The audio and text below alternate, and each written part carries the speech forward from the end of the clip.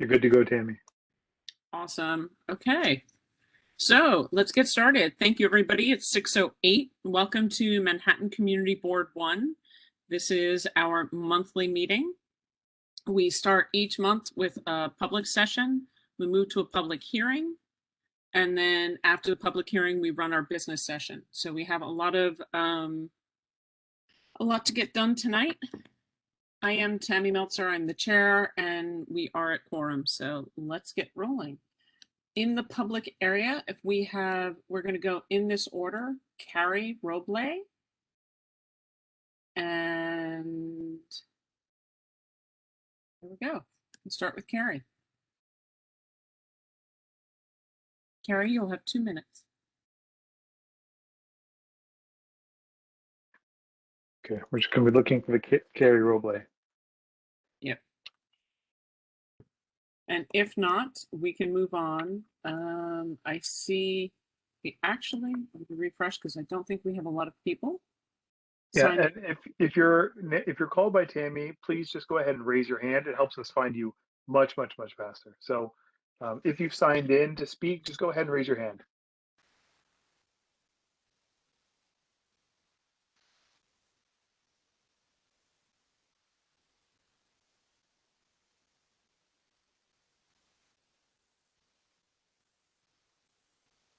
Okay.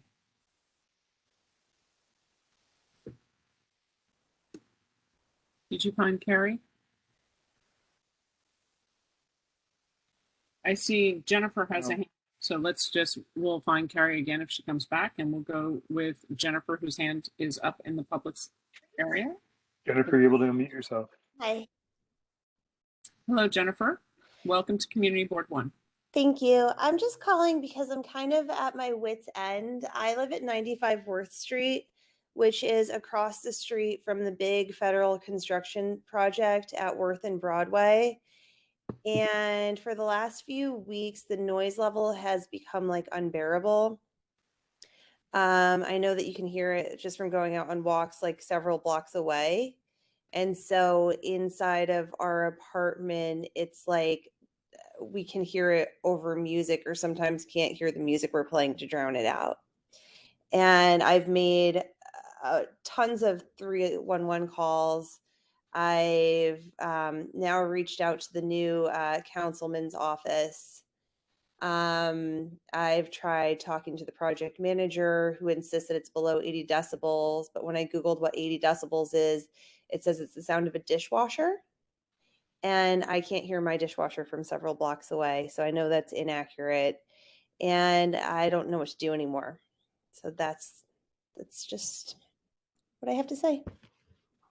Well, thank you, Jennifer. I'm going to have Lucian Reynolds is our district manager, and I'm going to have him drop his information in the chat to you.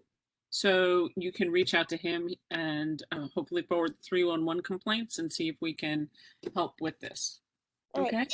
Thank you. You're welcome. All right, looking forward to your email, Jennifer. All right. Thank you. Bye. Stay on. Okay. So I think everyone else that I have, if I don't see Carrie Roble, looking to see if I have her anywhere else. Justine wanted to speak during the public session. So let's have Justine go next while we look for Carrie as well. Thanks so much. I'll be quick, Tammy. I'm Justine Kucha, community board member, and I want to just invite everybody on the call to the Coalition for 100% Affordability at 5 World Trade Center. We're having our general meeting, our next general meeting on Thursday, February 24th. Started at 7 p.m. Lucian, I put in the chat a link to the website and that information. If you're willing to share it, that would be great. And that's all. Please come. Thank you. Okay. Thank you, Justine, very much. And I think with that, since I don't see Justine, if you don't mind putting your hand back down. Thank you. I mean, there's a woman with the last name of Cordova. Did you see her? I did not, but I'm happy if we can unmute her. Oh, I see Grace M has her hand up. Vanessa Cordova, sorry. I did not see her. logged in. Do you see her? I just saw her on the list.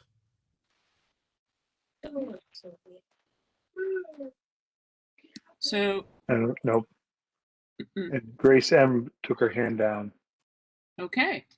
So I think with that, everyone else who has signed up is actually part of our elected representatives. So we will close the public session because I have no one else here.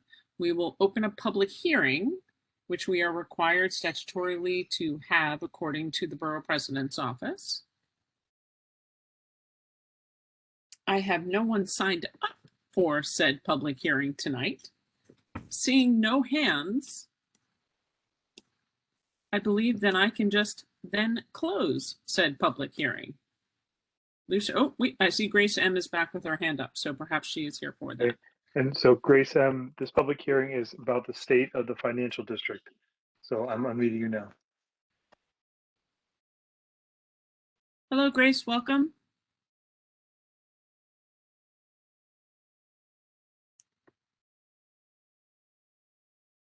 Grace, hi, Grace.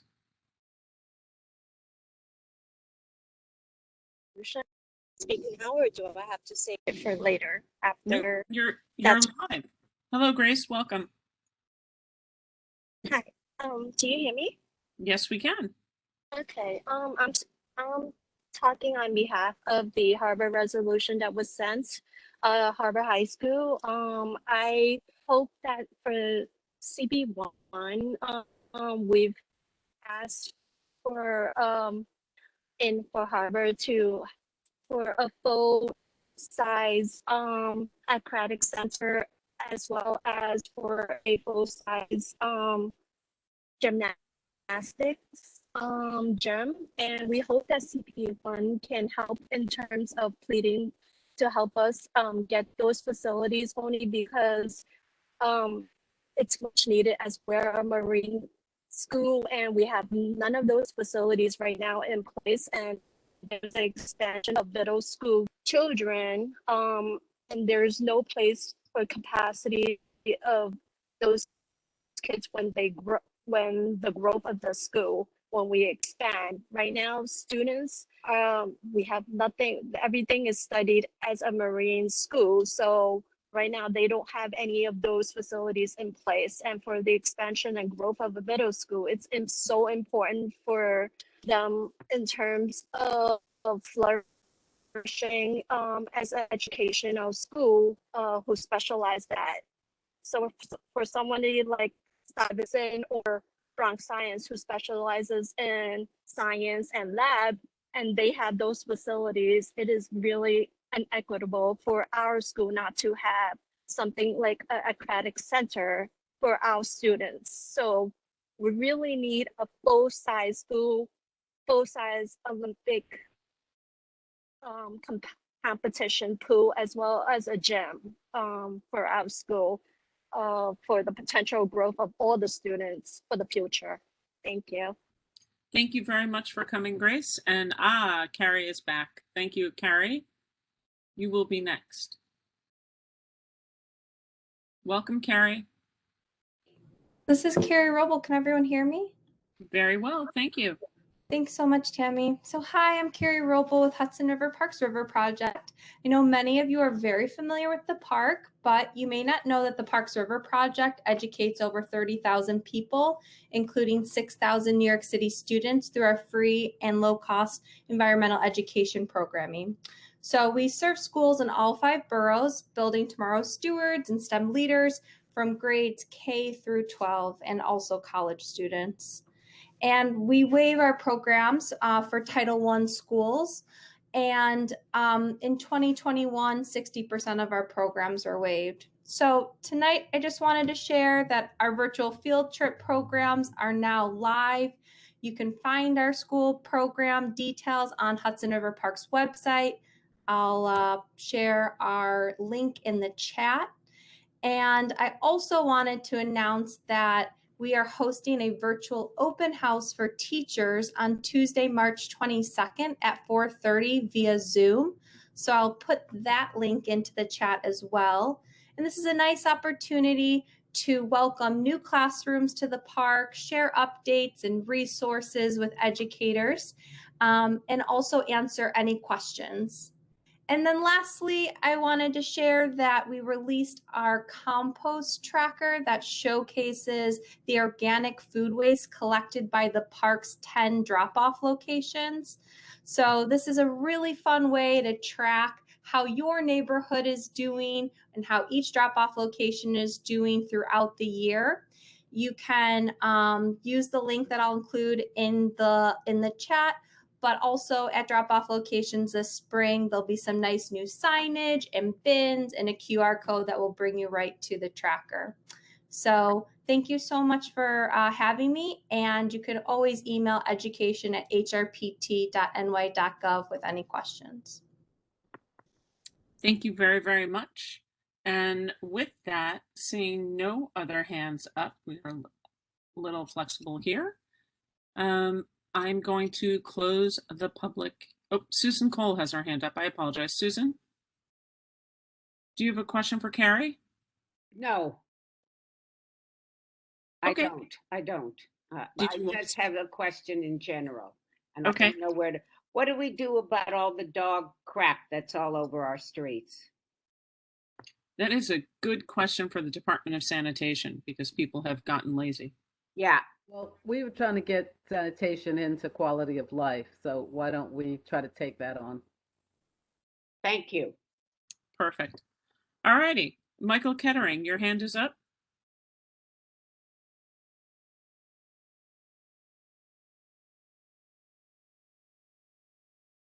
Mr. Kettering. Oh, sorry, that was inadvertent. I apologize. No worries. Okay. Thus seeing no other hands up and Carrie and Grace having gone, I think we are well along the way. Let's close the public hearing down. It is officially 6:20. Our public hearing is done, and we can actually start the full board meeting early. Liking it. Okay, so let's pull up our agenda.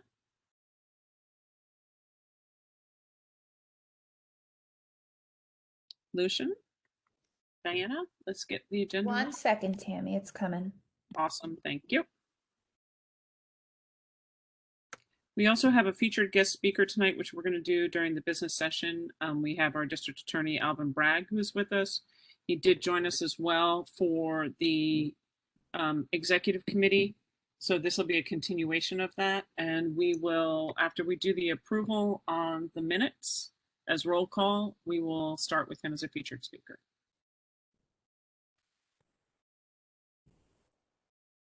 There we go.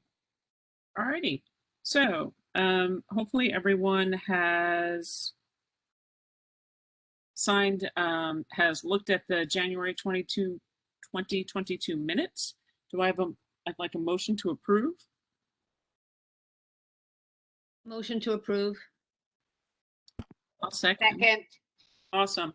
So Mimi, let's roll call that, and that'll be our first vote, and then we will start with Mr. Bragg.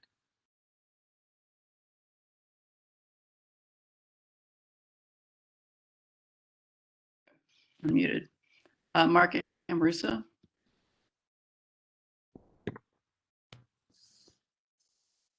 Alice Blank. Blank, yes. Brown Kennedy. Brown Kennedy, yes. Cameron. Cameron, yes. Cassell. Cassell, yes.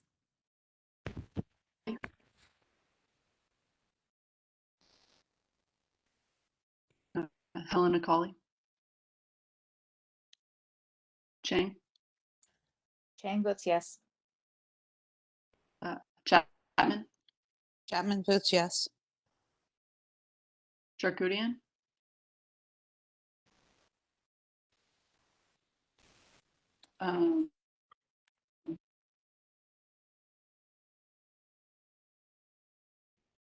That's great.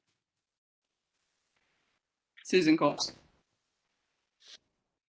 Just got Cole there. votes yes. Thank you. Coleman. Coleman votes yes. Thank you. Thank you. Kucha. Kuchia votes yes. Thank you. Curtis. Curtis votes yes. Thank you. Airman?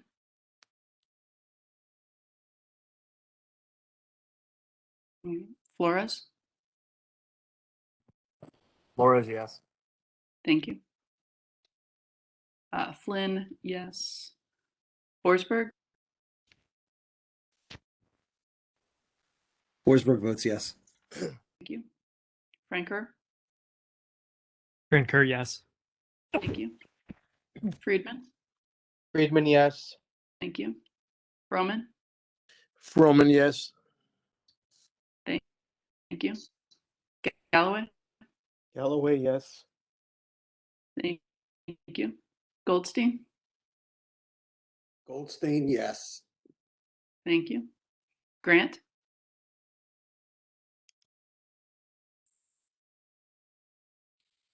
All right. Gupta? Gupta, yes. Thank you. James? James, yes. Thank you. Joyce?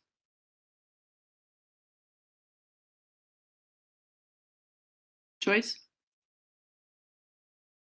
All right. Kay? Yes. Thank you. Canal? Cannell votes yes. Thank you. Kettering? Kettering, yes. Copel? Copel? All right. Lamory? Lemery, yes. Thank you. Lerner? Lerner, yes. Thank you. Lewinson?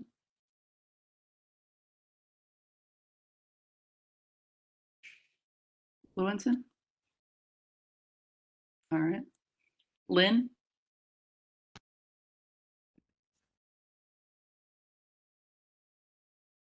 Bernard Lynn? Mahoney? All right. McHugh?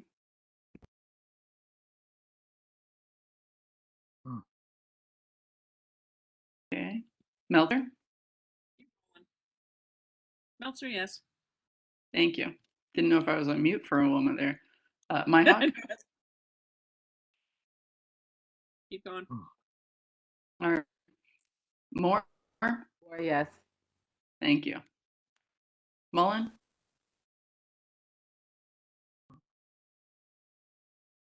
All right. Schneck? Schneck votes yes. Thank you. Star?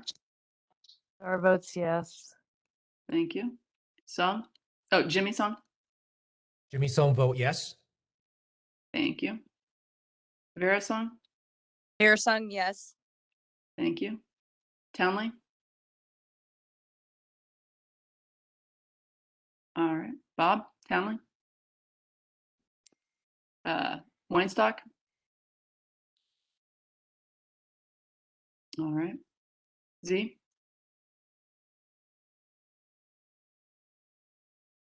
And you? And just note, I'm sorry. Yes. If you're a member who's joining us on the phone, please, on your dial pad, dial *3 to raise your hand to be recognized. Okay, you votes yes. Thank you. Seltzer?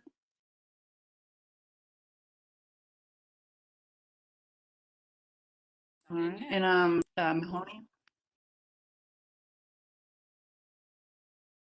You there? Sorry. I know you're there. Yes, yes. All right. Yes, got it. Okay, let me see what's going on. All right, we got 32. Perfect. So keep in mind, folks, gotta stay to the end. There we go. All right, so we are going to start with updates with elected officials. We're going to welcome District Attorney Alvin Bragg, who joined us at Executive Committee. He's on again this evening, and we would love to hear more, and take it away. Thank you so much for inviting me to the full meeting. I greatly appreciate it. I'm going to give some apologies up front because I'm virtually supposed to be in Hell's Kitchen in a short while. but we'll enjoy some time together. So for those of you who haven't met, I'm a lifelong Manhattanite. Lived here my entire life. I'm a career prosecutor.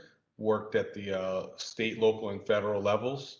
Done the kind of whole range of the criminal docket, from gun possession to armed robbery to gun sales to crimes involving sex offenses to financial frauds to public corruption, serving in the U.S. Attorney's Office right here down in Lower Manhattan, and also at the New York State Attorney General's Office, which is right here, and I think maybe very close to that construction project we heard about a short while ago. So know the neighborhood well, and of course, I'm your neighbor now at 1 Hogan Place at the DA's office, and an honor to be here, and honor to be your neighbor, not just your DA, but your neighbor as well. I just would lift up, and I see the clock going, so gonna lift up a few priorities. Guns is a very significant priority, not as much of an issue downtown, but I think what's affecting our borough, one of us affects all of us, because obviously our economy is driven on tourism and businesses being open and us all feeling safe. So I appointed a executive district attorney for gun violence prevention, career prosecutor who's going to help us connect the dots, looking at all of our gun possession cases and trying to turn cases that are about 1 gun into cases that are about 20 guns, looking at them being trafficked, where they're coming from. As our mayor has said, guns are not made in, certainly not in Manhattan, and not really made in New York State either. So looking at those who are flooding our streets and profiting from our pain from afar. An issue that really is affecting much more so downtown. Hate crimes is another priority. We have great leadership in our hate crimes unit, but it's small. So we're looking to drive more resources to it, to deepen its capacity, and also to look at cases that have not previously been looked at by in some instances where there's no kind of racial epithet or no epithet, religious epithet set at the scene, but digging into social media and building circumstantial cases. And I think this clock is going to go to 2, so I'm going to move to my 3rd priority, which is retail theft. We recently filed. As an elected official, you actually get 5 to 8. I maybe shouldn't do that, but the shorter you are, the more time for Q&A from the board members. So there you Exceptional. I have to say, I've been to a number of community board meetings, and I think a lot of them were sort of maybe an executive session where the clock wasn't ticking. But good to know I got a little more time. But I will like to leave time for questions. The retail theft, significant issue throughout the borough. We formed a small business alliance recently with a number of our retail businesses throughout of Manhattan. Also on it are a number of members from the NYPD and also a service provider. As you know, this is a real issue in our city, really nationally as well. And I would divide it into a couple of categories. We got the grab and go, which are organized groups, which are coming into mostly our high-end retail. I'm approaching those much like I have throughout my career, kind of a drug trafficking ring, where you follow the money and you follow the contraband, you see where it's being fenced and sold. It can really disrupt patterns in systems. So that's how we're focusing on that, and have a few things that we're working on, and we think can really move the needle there from a deterrence perspective. The second, and I think is the perhaps more challenging, is the thefts that we're seeing that are sort of kind of done by individuals, not in concert with others. At our first Small Business Alliance, we really dug into the data. NYPD data showed that about 270 people have committed shoplifting more than 3 times at the same location. So persistent conduct. Our data at the DA's office shows that kind of 18% of those arrested for shoplifting are accountable for 42% of the shoplifting arrests. So a really relatively small percentage of people, given everyone who's here on our island, driving this conduct, which is helpful in terms of interdiction, that we can really focus on that population that's driving this. And we're digging into the data. My educated guess from being in the space for a while is that there'll be a number of these folks who we can connect with services and in the conduct that way. There'll be others who are kind of being opportunistic for profit in this moment.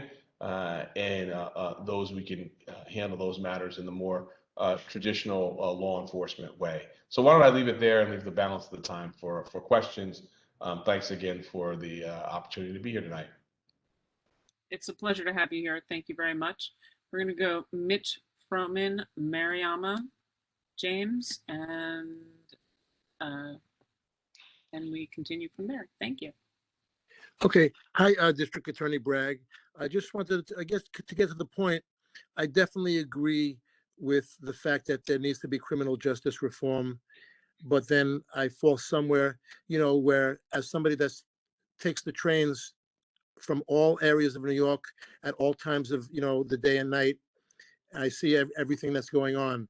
So I just wanted to ask you, because maybe this is not true what I'm reading, but the downgrading of the recent, the gentleman that, robbed somebody on 60, in the 60s on the train for $60, it turns out that he had been arrested 46 times. So the plainclothes officer wrote him up for, grand larceny, and you guys downgraded it to petty larceny, which had him released with no bail. And on an isolated case, I couldn't agree with you more. But the fact of his history, that's, where I find that there needs to be some common sense.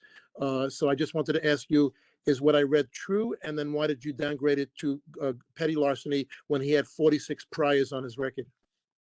Yeah, so I can't talk about a specific active case, but what I can tell you. No. It's fine. It's a sometimes we're constrained from talking about the things that are most interesting to people. So using that as a template, yeah. Yeah, exactly. That's exactly what I was going to do. We're looking at every case on its merits, and it's certainly taking into consideration a few things: the conduct, right? What is that? What is the conduct, and the person's history, and those who are engaging in repeat conduct, we're certainly handling differently than someone who's a first time. The reality here is that a lot of the conduct is being driven by people that is not their first time. So that's certainly something the office is taking into significant consideration. Certainly where a weapon is used, and I don't mean even just a traditional weapon like a gun or a knife, but other things that can harm, we're taking that very, very seriously. I can say, and frankly, there sadly been a few like this. I'm not sure which one, in terms of incidents on the train. So I'm certainly not talking specifically, but there's certainly times where the reporting is not capturing fully, I will say, all of the facts that are known to our office. But we are working with the NYPD, and we are always looking at someone's criminal history as a factor in how we charge a case. I agree. Okay. That's a factor.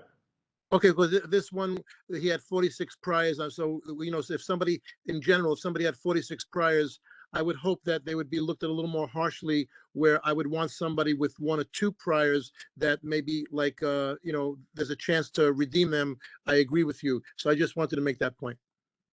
Yeah, no, and those, I think those parameters, I completely agree with. 1 or 2 versus 46, a huge, very significant difference. Well, very okay. significant. I agree. Thank you, Mitch. Mariama, and Thank then you. Justine, and then Jeff. Hi, thanks again for being with us and for returning. So I commented or asked a question or whatever at the executive meeting, and I got some people back that said, "Oh, thanks for bringing that up," and then some that didn't know what I was talking about. So I figured I would come back and be a little bit more clear this time. So you talked again about the anti-Asian hate. And of course, this is something that's very important to all of us in this community. And this community board passed resolutions, in support of bills against against Asian hate. So we're all with that. But I was a little bit concerned with you talking about just looking for hate crimes where they may not exist. I see that as something that would blow back potentially on people of color in marginalized communities. That is for whom the hate crime laws were created.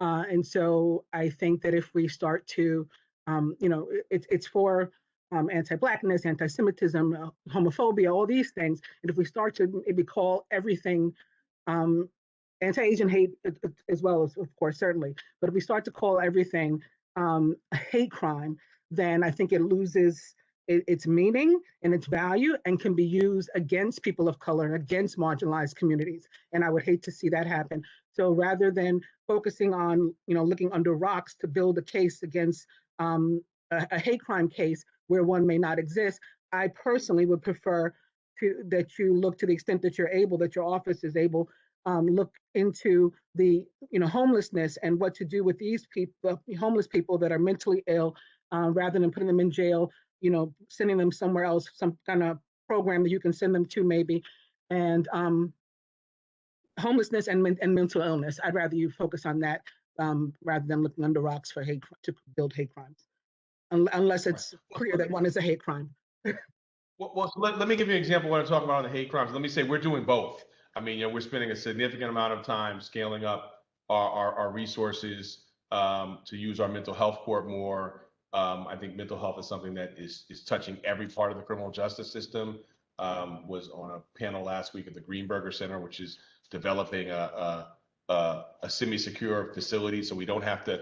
We have a choice between sending someone to Rikers versus putting them on the street, and then we provide them with appropriate care. So we're investing deeply in our mental health response. It's something I care passionately about. But I think that is not mutually exclusive to what I'm talking about, and I would respectfully say it's not looking under rocks. The example I would give is, let's say someone assaults someone in Chinatown and doesn't make it an anti-Asian slur, but the circumstances, the person has never been to Chinatown before, and it appears, that maybe they're going there for just that reason. What I'm talking about is a very common, strategy we use across law enforcement. You cut a grand jury subpoena for the person's social media, and if the person is using anti-Asian slurs, because in order to prove a hate crime, you have to prove motivation by one of the protected categories. So then you go to the social media. If the person is posting left and right anti-Asian slurs, to me, that's got to be a part of the mix. And so I don't view that as looking under rocks. I view that as kind of following the facts where they take us, and actually finding out what the person's motivation was and applying investigative rigor. And I think we can do that and then bring cases that are appropriately hate crime cases as hate crimes, but also invest in our mental health infrastructure. And we are in fact doing both of those in the office, really literally as we speak, because I think we've got folks my next meeting who are working on that at this moment. Justine and Jeff. Thanks so much, Tammy, and thank you, Attorney General Bragg, for being here. I appreciate it. I appreciate your comments to both Mariama and Mitch. And I'm going to just kind of focus you a little bit on the mental health services. That's really positive to hear that there's a focus there and a push from your office to be finding people an alternative to jail. I think that's really important, because at the end of the day, preventing crimes is more important, and getting these people the help they need to not commit the crimes going forward is really the way to go. And I'm happy that that your office is part of the process, right? What, if anything, can you say about the mayor's new plan about getting the homeless folks off the subways? And if you have any information about where they're placing them. They're going to kick them off the subways. They can't stay there, but where are they going? So I don't have information on that. We are periodically meeting with the mayor and the deputy mayor for public safety in the process of looking forward to our next meeting, at which I'm sure that will be a subject. But at this time, I don't have any more information than what's in the public domain. And I've got to apologize. I was supposed to be in Hell's Kitchen at 6:30, and so I think I need to take my leave now. But we'll come back whenever you invite me back next. Okay. I'm going to say I'm sorry to both Jeff and Alice then, because if District Attorney Bragg has to go, we will get questions, and we certainly welcome you to come back anytime that you would like. So thank you. And if Jeff and Alice, I think Kevin, if you want to email me the questions, I'm happy to reach out to them tomorrow. That would be Make Exactly sure what I I was throw gonna something say. on this call. Okay, I'm just Tammy, what I'll do is leave my email and connect with both Alice and I didn't get the other person's name, but make sure that we connect tomorrow as well. Mine was just a thank you to you for your assurance that the former administration's borough-based jail plans will be looked at as unquestionably the most effective and fair way to close Rikers and achieve justice reform. Thank you for supporting the community and our hope to pause this project. Thanks. Thank you. Thank you. Thank you. Sorry to run. Thank you. That's okay. Thank you, District Attorney. Okay, moving on with our other elected officials and representatives. I know we have a lot of reps here, which means reps go by the shortened timeline. Only elected officials get the 5 to 8. So we'll start with Hannah Wienerman. She's in the public session from Congressman Nadler's office.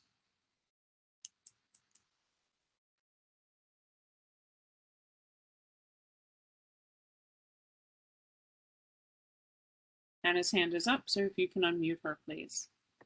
Welcome, Hannah. From Congressman Nadler's office. It's a pleasure to see everyone tonight. So the House and very importantly, the Senate passed the Ending Forced Arbitration of Sexual Harassment Act. So this bill, which came out of the Judiciary Committee, which is chaired by the congressman, would ensure that survivors of sexual assault and harassment are able to hold their abusers accountable in federal court instead of being forced into a secretive private system of arbitration or forced arbitration that is often stacked against them. So this is really exciting that we actually got a piece of legislation passed out of both chambers. The bill will now go to President Biden's desk for him to sign into law, and we look forward to that. Members of the board asked for an update on the congressman's bill to establish the African Burial Ground International Memorial Museum and Education Center. So our DC staff is working with the Natural Resources Committee to schedule a hearing on the bill and additional legislation directing the National Park Service to study ways to account for and preserve African American cemeteries and burial grounds before they're lost to time or development. So Representative Nadler is pleased that the entire Democratic New York City congressional delegation has signed on to support the bill. We're now expanding our outreach to other delegations, and so actually can report that Representative Eleanor Holmes Norton just agreed to co-sponsor the bill. So we're continuing to work on that. Once I have more updates, happy to come back. I'm pressed for time, so I'm going to skip along. Tax season is up. So the IRS provides free tax return preparation for qualifying taxpayers. So VITA sites offer assistance for those who make less than $58,000 or less a year, persons with disabilities, or persons with limited English proficiency. There's also the TCE, which are available to adults over the age of 60 for tax prep. I'll put all that information in the chat. I'll leave that there. If there's any, questions, federal issues that come up, I'll put my contact information in the chat. It's always a pleasure to see everyone. Take care. Oh, Hannah, you're not off the hook. 2 hands went up the minute you started talking. Great. Mariama. Hi, Hannah. With Manchin having killed Build Back Better, at least for now it seems, what happens with the 9/11 health and compensation money that was in there for the next 10 years? So we're working for ways to make sure that the program is funded. I have to check in with our legislative folks to get an immediate update, but Mariama, if we want to set up some time to touch base, I'd be more than happy to talk about the discussions and where everything is at. Of course. It's anytime. obviously of top of mind to our community, and so we're thinking about it. Right. And if there comes a time where you need community people to help with the African burial ground thing, I'd love to. Thanks. Oh, absolutely. Thank you so much, Jeff. I'm not sure if your hand is up for Hannah or not. No, it was For Alvin Bragg. delinquent, yes. Yeah, I apologize. Hannah, thank you so much for joining us. We would truly appreciate it. We hope to see you in person when we're back in. We're going to go to our Assembly member team next.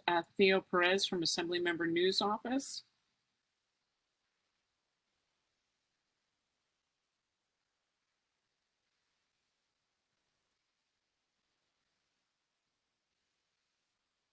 Theo's hand is up, so if you can unmute him.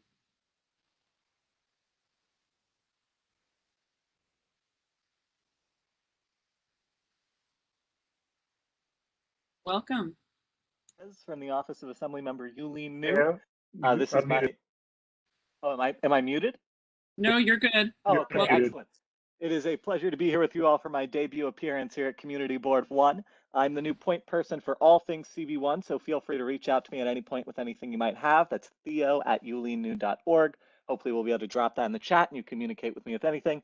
As for what we've been busy with in our office, a few weeks back on February 12th, we held our annual budget town hall where we discussed the governor's proposed executive budget with a number of community organizations and government officials. I believe some of you who are here today might have been there for that. And if you weren't, it is published on our YouTube channel publicly, so you can check it out there to hear our thoughts on the budget. We circulated a number of budget letters. It's that time of year asking for things to be added to the budget.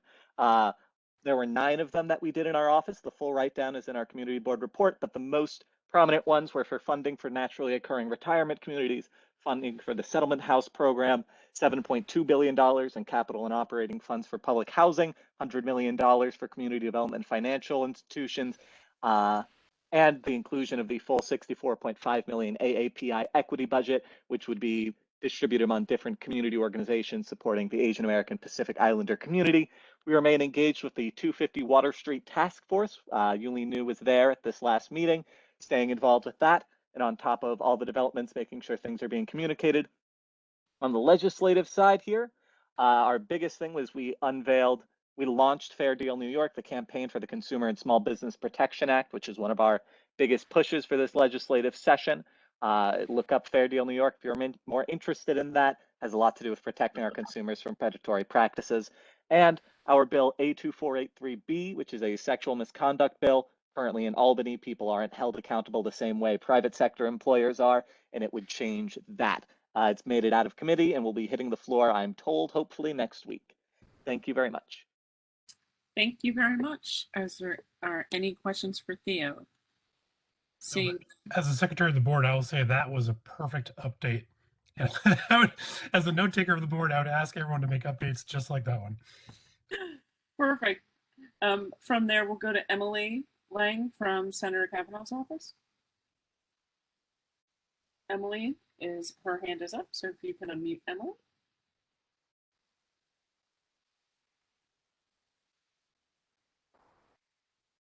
Emily, welcome. To see you all. A couple of quick updates from our office. Also in the middle of a very busy budget season, we're working hard to advocate for funding for our AAPI communities, community orgs, and especially our affordable housing priorities.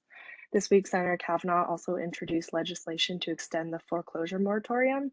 This moratorium has been expired since January 15th, and homeowners aren't getting the same protections that renters get through ERAP, so it was a big priority for the senator to ensure that they continue to be protected. Earlier this month, he also, his legislation on the Housing Access Voucher Program advanced through the Senate Housing Committee and is now headed to the Senate Finance Committee. This legislation would establish a rental assistance program in the form of housing vouchers for eligible individuals and families who are homeless or facing homelessness. Additionally, he also introduced legislation on community land trusts. This bill would create a community land trust acquisition fund at the state level, which would help CLTs acquire the land for the trust and also support affordable housing there. On the community side, we held our second meeting of the 250 Water Street Working Group earlier this month ahead of the start of the remedial design investigation work. We think the meeting was very successful and productive, and in particular made progress on ensuring that our state agencies are committed to being as communicative and transparent with the community as possible, and will continue to meet monthly to discuss the program and address any and all community concerns. Feel free to reach out to me on that issue specifically, and we are in constant contact with DEC and can help forward requests along. Additionally, the center also attended a meeting organized by CB1's own Rosa Chang on the Brooklyn Bridge Manhattan project, specifically on the issues surrounding Murray Bertram students and Smith houses. The senator is committed to helping get these spaces reopened and will be following up directly with the DOT commissioner on this issue. I'll leave it there for time and feel free to answer any questions, or happy to answer any questions. Thank you, Emily. We do have hands up. Mariama, your hand is up. Hi, Emily. Is the senator still pursuing his legislation for co-ops and condos, or do they now fall under the homeowners? I do not know, but I can check with our legislative team on that and get back to you. Great, thank you. Yep. That would be awesome. Thank you so much. Justine Kucha, you're next. Hi. Hey, Emily, how are you? Hi. Good. Just a quick question. Any updates on where the senators or what's progress with the homeowners coalition and the ground rent in Battery Park City? Yeah, so as you know, obviously have been in all of those meetings. We've been meeting with various groups in Battery Park City. We are continuing to work on the package of legislation that the senator has mentioned, and we should have something very shortly. We have gotten all the requests about those follow-up meetings, and we will be getting back to you guys very soon. Excellent. Thanks a lot, Emily. I look forward to hearing from you. Next is Rosa Chang.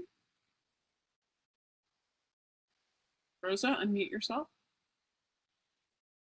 Thank you.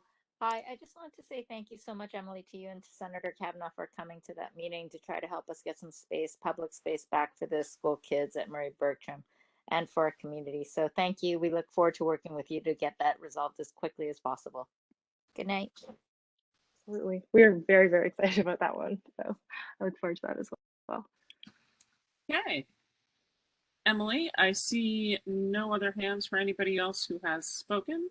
So really appreciate you coming this evening. We actually have two more. We have our Manhattan Borough President's Rep, Andrew Tang, and then following, we'll close with Councilmember Mark Days. So Andrew, you are next. Welcome.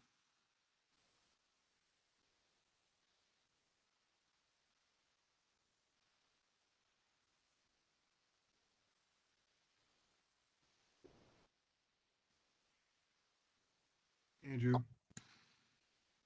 Actually, the Manhattan Borough President plans on joining later, probably in the next 20 to 30 minutes or so. Okay, so we will recognize, Manhattan Borough President Levine when he gets here. Thank you very much for letting us know. We'll move on for Council Member Mark Day's team. And I think Max is here. Max?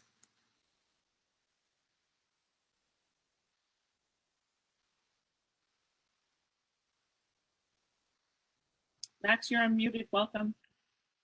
Great. Hi, everyone. So I'm Max. This is also my CB1 debut for the whole CB1 board. So it's nice to meet everyone. So some quick updates. We are continuing to put pressure on the mayor to stop the jail plan. I saw 2 weeks ago, we had a big rally outside the jail. I know a lot of people here, some spoke, some showed up. So just for fear of leaving anyone out, I'll just thank everyone for showing up and speaking. Really appreciate the support there. Almost 300 people came and it got a lot of media attention. So people are talking about it. People know about it. And this past weekend at the Lunar New Year Parade, we worked with Welcome to Chinatown to line the entire parade with signs about the jail. And while unfortunately the mayor did not stay long enough to see all the signs, other elected officials, including Chuck Schumer, did comment on how much support there was for stopping the jail. So the pressure is building. We just got to keep up the pressure. As for outdoor dining, the vote on repealing the current outdoor dining program is coming up this week. We're still waiting for some changes to be made before we make a final decision on how we'll vote. So far, we've successfully been able to make sure that the Department of Transportation is not the sole agency specifically overseeing outdoor dining. So, which means we'll have the opportunity to advocate for interagency oversight later as things move on. And the upcoming vote, though, to be clear, does not deal with the new program. This is more about the current program. So our primary concern still is making sure that the new outdoor dining program, the community's voices are heard, and that we don't have a one-size-fits-all approach to outdoor dining. Again, as Emily mentioned, we were also at the Broken Bridge Manhattan meeting the other week. Thank you, Rosa, for helping set that up. We attended with the NYPD Borough President Mark Levine's office, the principals of Murray Bertram, Welcome to Chinatown, Smith's Houses, Senator Kavanaugh, and Department of Transportation. And basically everyone's on board except for the Department of Transportation. So we're really just keeping, to work to put the pressure on the DOT to, bring the space back to the people of the city and, make this public space again. And really quickly, I'm done. We have, the second most participatory budgeting applications in the city, which is awesome. So we're working through those and, we'll get some transparent budgeting in our district soon. Okay, Max, thank you so much for joining us. I'll see if there's any hands up. Seeing, Rosa Chang has a hand up, and I think I might have missed Mariam. So after you, we'll check back in with Assemblymember Glick's representative. Rosa, you're first. Hi, Max. Welcome to CB1. Thank you. And thank you very much for everything that you guys are doing for opening up that space right across from Murray Bertram High School. I was wondering, do you guys have any update on where we are on that? I don't. I think the meeting is probably our most recent update, but I'm not 100% sure, but I could get back to you on that. Okay, that would be so awesome. Thank you very much. Time is of the essence on this one since this kids are, getting into trouble unless they have other spaces to go to. Thank you so much. Perfect. Alice Blank is next.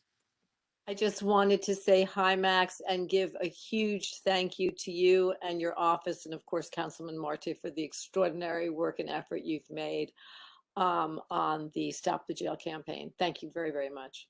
Thank you. Again, thank you everyone for showing up. Okay. Alice has spoken, so I think we are good to go. Max, thank you. We will see you in person live and not next weekend. Hopefully. Thank you so much. All right, thank you.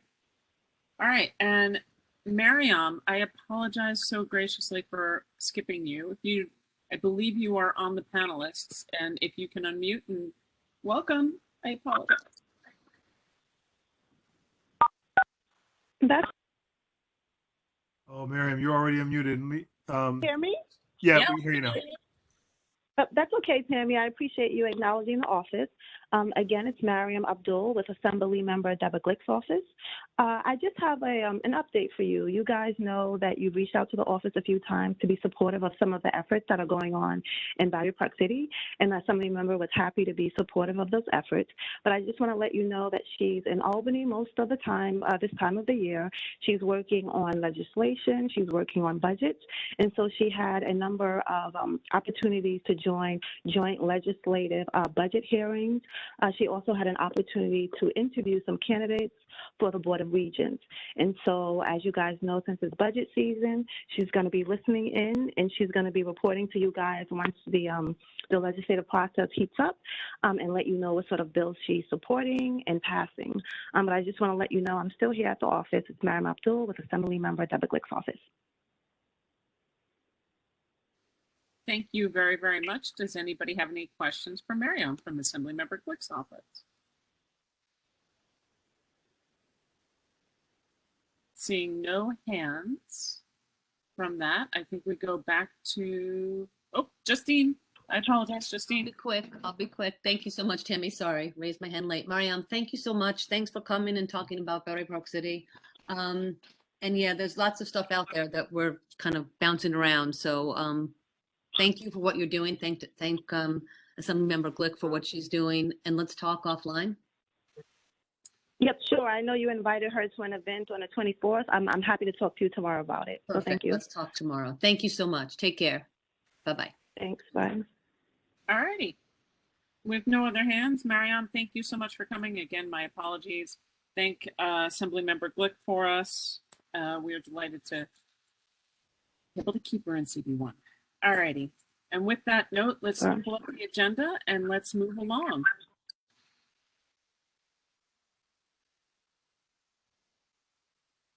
Okay. Lucian, District Manager's Report, please. Hi, everyone. Greetings. I'm Lucian Reynolds. I'm the District Manager of Manhattan Community Board 1. This is my February DM report. This week, our email newsletter hit a new milestone with over 2,000 subscribers. Those who opt into our newsletter are very engaged with a click to open rate of 38 to 54%. This far exceeds the average of 28.8% open rate for government newsletters, according to MailChimp. To give you all a sense of where we started, our first newsletter was sent out on the last day of May 2020, and it made it to 520 inboxes. So thanks to everyone who's following CB1. We're really excited to have all these new voices and individuals who are following along and joining in the discussions. And the newsletter has thankfully been a great addition to the way that we reach all those new people and the people who've already been with us. Early in the month, I met with Joan Burns, who is the new director of community outreach for the Department of Sanitation. We agreed to keep each other well informed of relevant happenings. I brought her up to speed on our unique colonial era trash issues and urged her to get us more information on the containerization pilot that will be taking place in Midtown. I'll ask her to attend our next quality of life meeting. Hopefully we can have her meet the committee and hear more about other issues that are bubbling up, such as the dog waste that was mentioned earlier. And with that, Tammy, I pass it back to you. Thank you. Okay, let's hit the slides. Okay, next.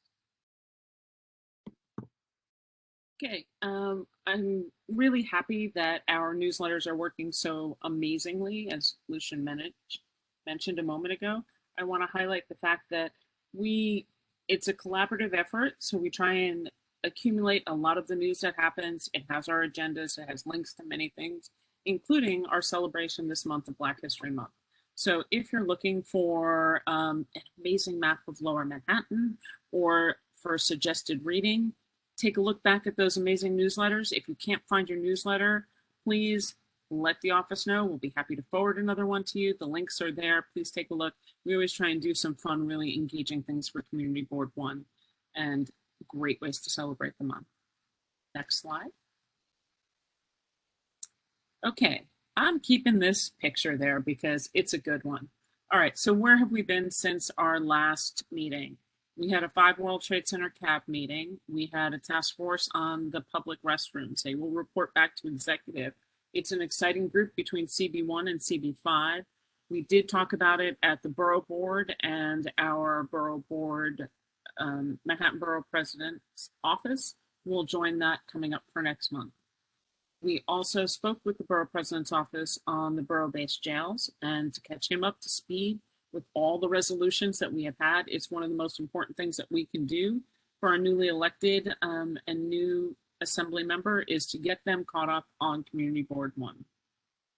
So the Battery Conservancy board meeting was this month, and again, taking a look at the options that we have looking ahead. I was at the Stop the Jails rally with many of our board members and the public. Thank you, everybody who came. If you have an opportunity, grab a sign, grab your kids, grab your neighbors, and come on down to the next one.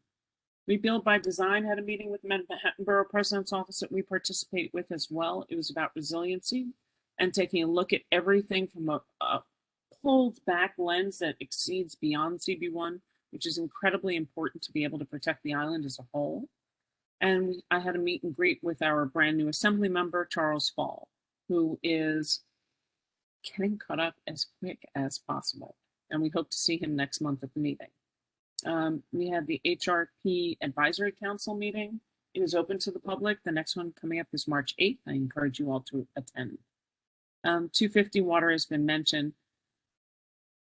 Murray Bertram was a really interesting meeting. It was Murray Bertram, the Smith Houses, NYPD, CB1, and our elected officials, as Rosa organized. It is really imperative that we support that school. They have no windows. They do an incredible job. There are 4 schools co-located in that one building. It is within CB1's jurisdiction, and we hope to have the kids from 3 out of 4 of the schools who we met that day come to CB1 and talk to us about their desires and their wishes and what they would like to see at Brooklyn Bridge, Manhattan. Chat and Chew with the Chair was February 11th. It's lunchtime. We learned some fun updates. I am not going to go over all of them, but just to say we have 2 incredible musicians on the board. And if you want more, show up in the next Chat and Chew and you get to find out. And that'll be March 11th, again at lunchtime, Zoom. And then we had Borough Board on the 17th. Okay, next slide. What's in the works? Brooklyn Bridge, Manhattan, top. EDC, we learned this month with more closures and more construction, the questions and concerns for Community Board 1, what open space will be available when you have East Side Coastal Resiliency, Brooklyn Bridge Esplanade, the Battery, Pier A, the Battery Wharf, and Wagner Park, all starting within the next 12 months? Where will the public space be? Where will our tourists or workers and people be able to go to sit in a park for 10, 20, 30 minutes when we're only surrounded at the edges? Very big concerns for us.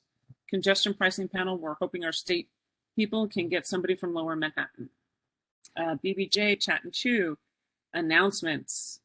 Okay, we can say congratulations, or I'm sorry, depending on how you want to put it, to Jess Coleman, who will be effectively the co-chair of Transportation, with Michael Francoeur effective in March. Francis Curtis will also be joining Mark Amoruso as co-chair of Licensing. So each of those committees will have 2 co-chairs helping their chairs. And congratulations are in order. Next slide. For those of you who don't know or may not read, but our own Pat Moore will be honored tomorrow, February 23rd, between 6 and 8 by the Manhattan Borough President. We have a link. We're going to drop it in the chat. Hope everyone can come in and virtually watch if you can't be there in person. And congratulations to Pat. Next photo.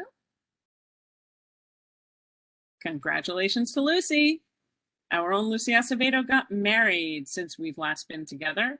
So let's say congratulations to Lucy. We wish her the absolute best in life and the best for things to come. And with happy news, I end my chair report.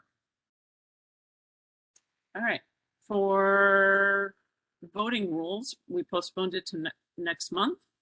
And one of the most important things to know about that is that March 17th, we will be back in person for hybrid meetings. The current expiration date is anticipated to be the 16th, so we may not need temporary voting rules. We will look to hear with that. Alvin Bragg came, and then we had a very large conversation about the environmental impacts from the BBJ. I'm going to let Lucy talk about the CB1 election preps. Miss Lucy, can you give a short one? Sure. First of all, thank you everyone and the congratulations. With that being said, at this meeting, which is a February meeting, Tammy will be asking people if they would like to be on the nominating committee. We will be selecting 5 people to be on the nominating committee, and it will be finalized at the March meeting. If we receive more than 5 candidates, then we would have an election in May. Then we will have an election in April, followed by the presentation from the nominating committee on the candidates in May, and the election in June. Short version. So with that being said, Tammy, you will have to request for people at this meeting if they would like to be at the on the nominating committee. If we receive more than 5, then we will have an election. So there we go. Thank you, Lucy, very much. Me, Sadie, married lady, Lucy. And volunteers, please feel free to volunteer, email the office or myself and let us know if you would like to volunteer for the nominating committee. With that, I think we can move on from executive committee. Thank you. Transportation, Miss Betty. Thank you. And yeah, we have 3 resolutions to talk about this month. The first one is for 456 Greenwich Street. It's a hotel, but there's also a loading zone. And if you go to the next slide, go one more slide just so people can get a picture of where it is. This used to be 3 separate buildings. They have now been combined into a single taller structure. So it will be a hotel. And as you can see marked in red here, where they're asking for some street sign changes for the entry into the hotel. The blue part, the hatched part that's marked over on Desbrosses Street is actually entry into the restaurants and the event spaces. So there are 2 separate things being asked for. If we go back one slide to remind people exactly what's being asked for. Currently, the existing is that it's no parking 8 a.m. to 6 p.m. Monday through Friday on both Greenwich and Desbrosses Street. The requested regulations, the hotel loading zone, which is 50 feet on Greenwich Street, would remain no standing or parking. It would be a hotel, but it would be Monday through Sunday, and it would be 24 hours, which is standard for hotel loading zones. Recall, this is a 97-room hotel. At 100 or anything over 99, DOT normally grants this without it even going to the community board. So they are only slightly under the threshold. But they do have a second request, and that is that there be a change on DeBrasa Street as well because of the restaurants, the bars, and the event spaces, and the drop-offs that are expected for that space. They're asking that to be no parking Monday through Sunday, 24 hours. With that, I guess I ask if there are any questions, and we can move on to a vote. And I see no hands. No, I do see hands. Hang on a sec. Going through all of them. Mark and Marusa, you are first to have your hand up, please. You hear me? Yes. Yeah, there's that part of DeBrasa Street was alternate side parking that was taken away, quote unquote, temporarily for construction and should be returned. And the alternate side parking, I'll repeat it again, is getting decimated in North Tribeca and in Tribeca, and is of course yet to be taken up by the Transportation Commission as voted by the committee. And so that area should be returned, or it should be put somewhere else, and that has to be noted. But it was promised to be returned to alternate side parking on DeBrasa. It should not be given to them. Thank you, Mark. So I'm asking for an amendment that either the alternate side parking be returned as promised, or that it be designated to another area as soon as possible.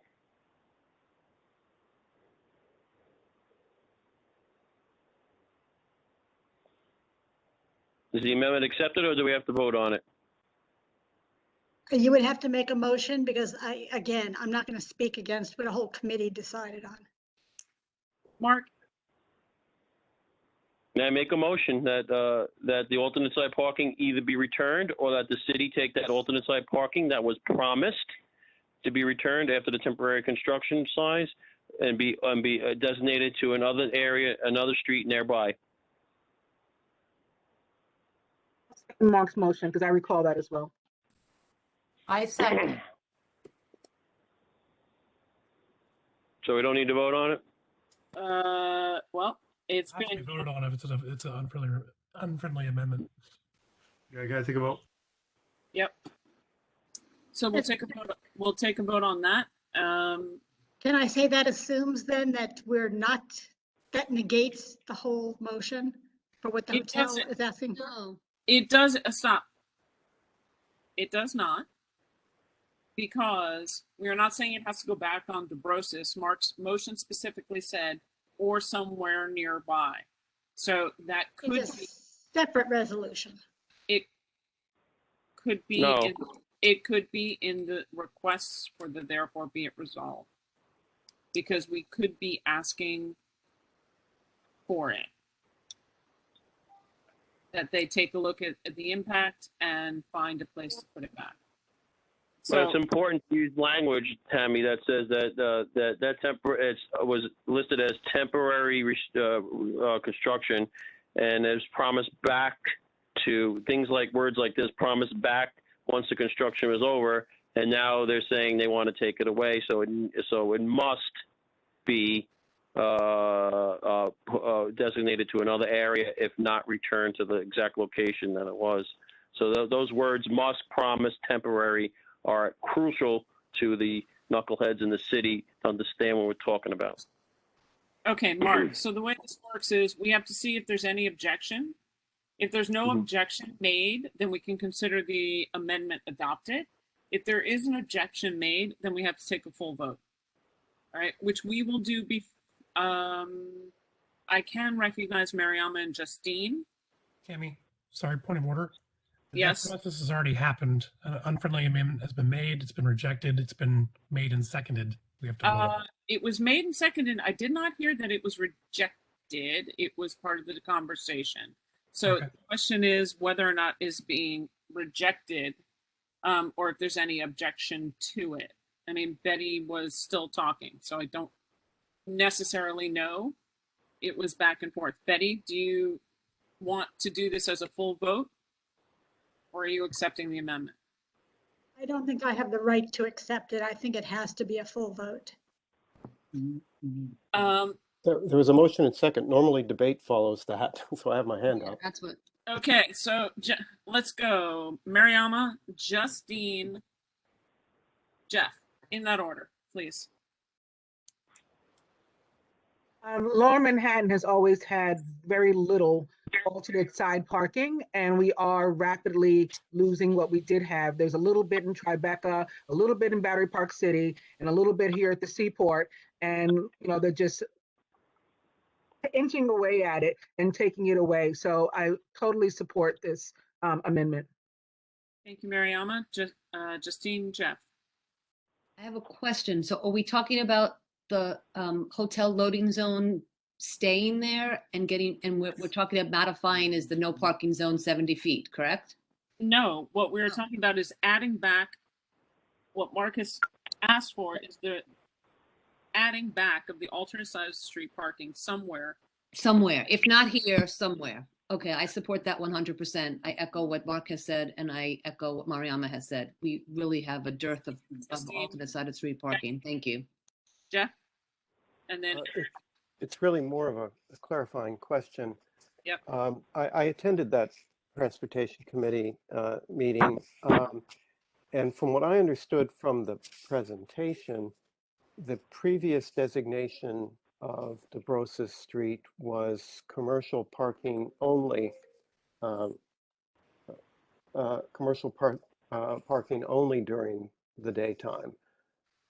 I translate alternate side of the street parking as residential parking, that people can, residents or anybody can park there during the daytime. So my question is, was it ever that, or are we asking for commercial parking to be restored? It was never commercial parking. It was parking 8 to 6 and then changed to alternate side.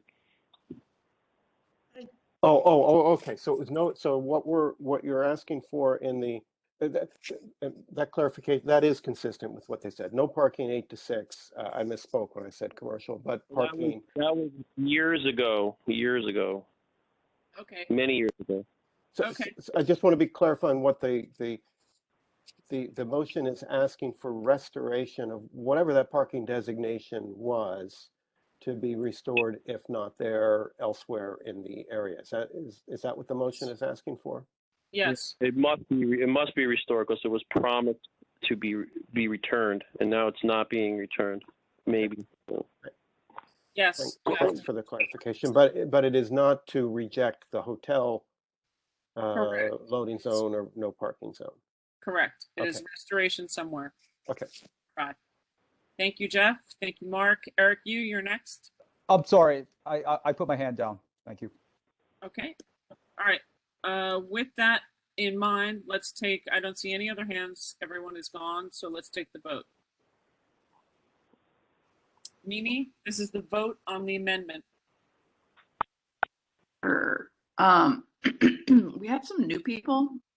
Well, not new people. Some people have arrived late. If you have arrived, since we took the roll call vote with the minutes, you must verbally vote to be here. All others can go by yays, nays, abstentions, and recusals. So again, if you did not roll call yourself in the beginning, this is where you need to speak up. Michael Francoeur, I'm taking a vote. Yeah. I'm sorry. I just wanted to clarify. I got a little confused. What is the text or expected text of this amendment? What is the gist of it? The gist of it, as Mark has stated, was there was originally alternate sides of the street parking in the evening. If it cannot be put back here, it needs to be put back somewhere nearby, because it was promised back to the community after construction was done. Gotcha. Okay. But actually it is, because they're filling in what used to be driveways, and hence that was no parking anytime. It's now going to be curb. Then this should not be an issue. So let's kind of keep Let's going. vote. Yeah. So again, so the way we're going to roll this is, if you were not here for the first vote, then you must unmute yourself when Mimi calls for whatever category it is. Say your name for the record and your vote. Mimi, take it away. All right. Yes votes. Wait a second. I'm sorry. I've completely lost my mind. Any opposed? Coleman votes no. All right. Thank Hold you. on. Copel votes yes.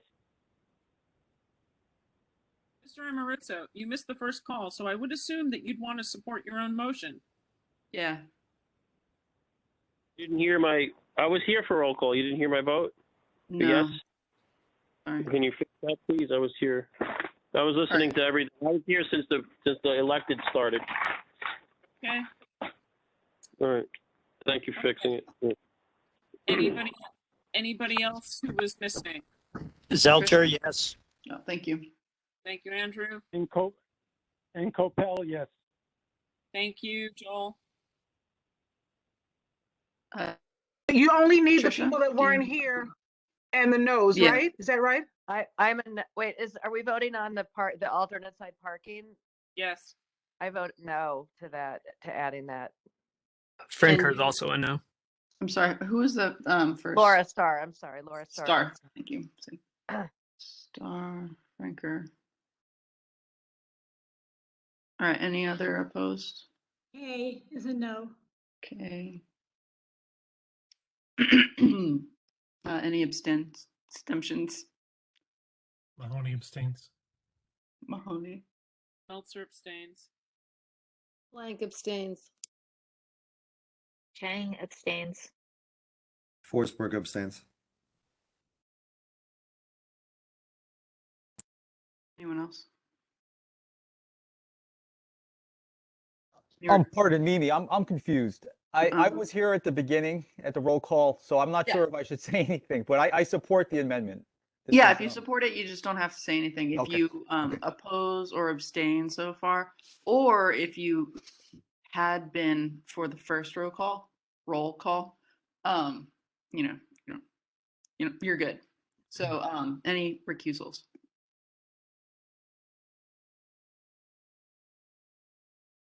Trisha, I know you're there. Are you voting? Because I can't hear you. I am here and I was here for the first vote, but I was not made a panelist in time, so I put it in the chat. Okay. Do you mind just going ahead and saying something out loud for me? Yes, I'll vote yes. Okay, cool. All righty. I think we're in good shape. Yes, Mimi? Yep, we're good. Wait a minute. Chow somehow is in the attendee section. I see his hand up. Office team, would you please move Chow over? And sorry, before I forget, Mark Amoruso, this is Colin Mahoney. Could you please email me your language? This is Z. I also vote yes. All right, thank you. All right, I'm Mark, did you going get to that? tally this up real quick. We'll get it, Colin.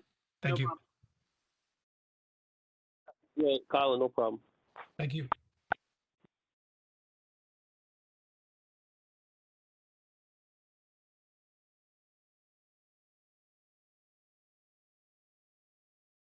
Good, Mimi? I got everything. I just got to, tally it up. Perfect. No problem. If then now we're going to vote on the resolution itself. This is with the amendment in. I believe the amendment has passed. Unless Mimi tells me otherwise, but I believe it. Nope, it passed. Fantastic. So amendment adopted. Resolution for as it stands. And we're going to do this by affirmation only. So the assumption is you will be a yes. All those voting no? Coleman votes no with the amendment. Thank you. Any other no's? Yeah, I think Franker is also going to be a no.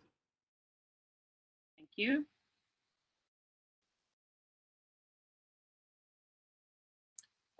Any abstentions? Yeah. I saw Mitch Froman ended up somehow back in attendees. Can you pull him over? And then, yes, are there any abstentions to this amended resolution?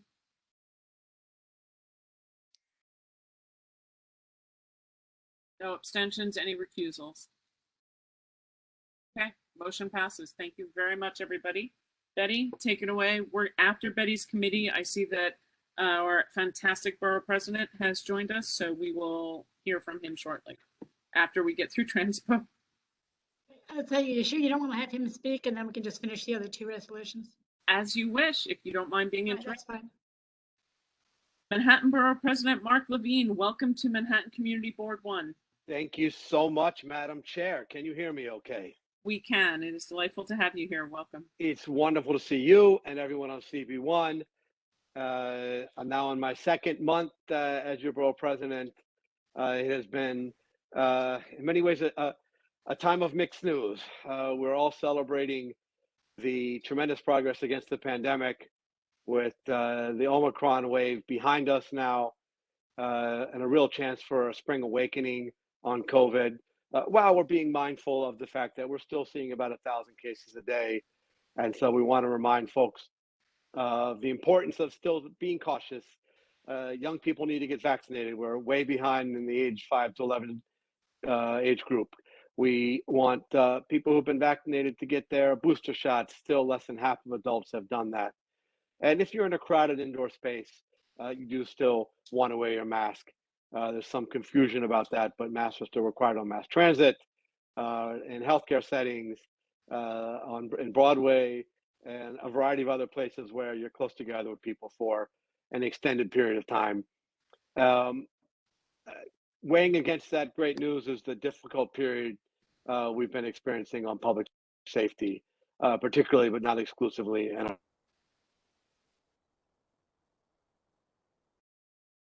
Mark, I think you might have muted yourself. Borough President Levine, your sound dropped out. Struggling with mental illness and addiction,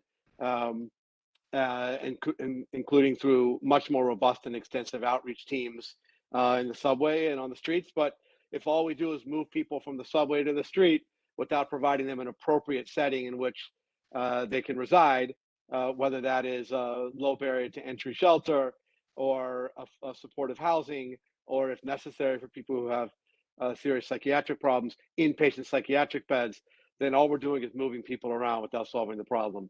And I've been fighting for an increase in capacity in all of those types of facilities. I've been particularly sounding the alarm about the loss of inpatient psychiatric beds in New York City, where we've lost almost 500 in Manhattan alone in the past decade.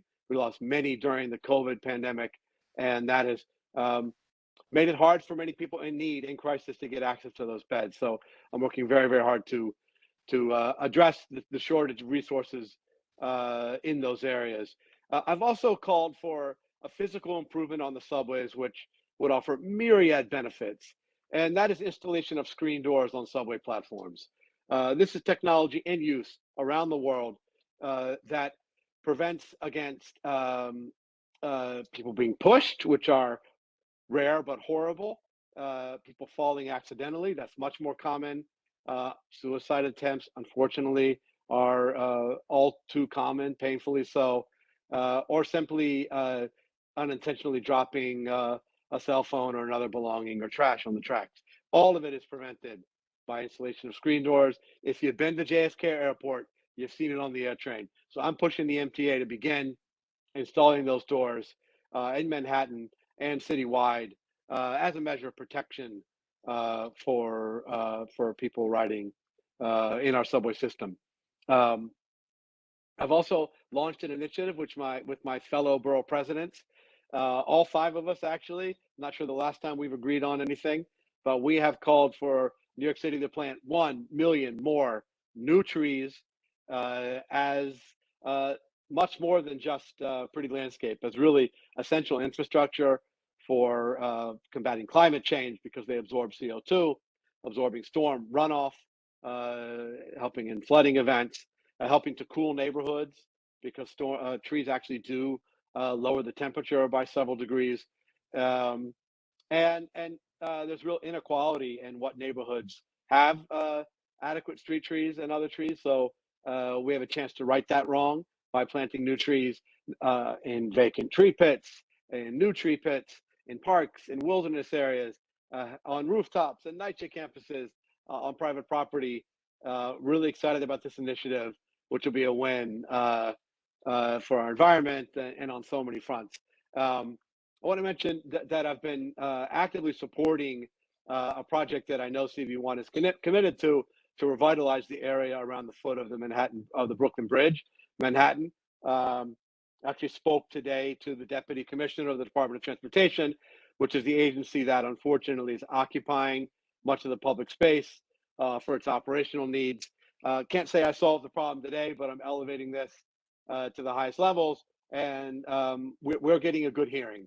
I'm going to fight really, really hard to reclaim public space around the foot of the Brooklyn Bridge for Manhattanites, for recreation, for young people, for the community, and more.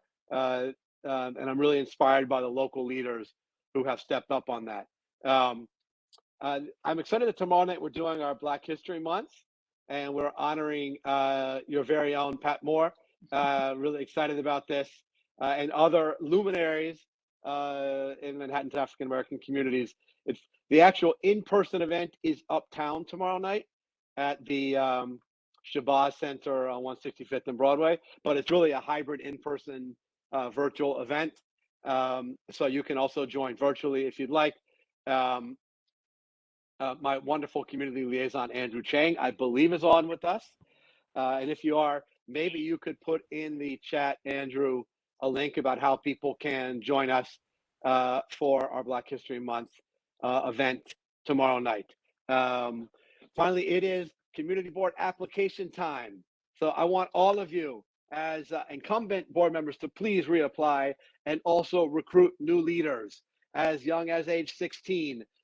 High schoolers can apply. We want people from all backgrounds, whether they are small business owners or NYCHA residents, high school students or seniors, union members, people with disabilities, all perspectives, all backgrounds.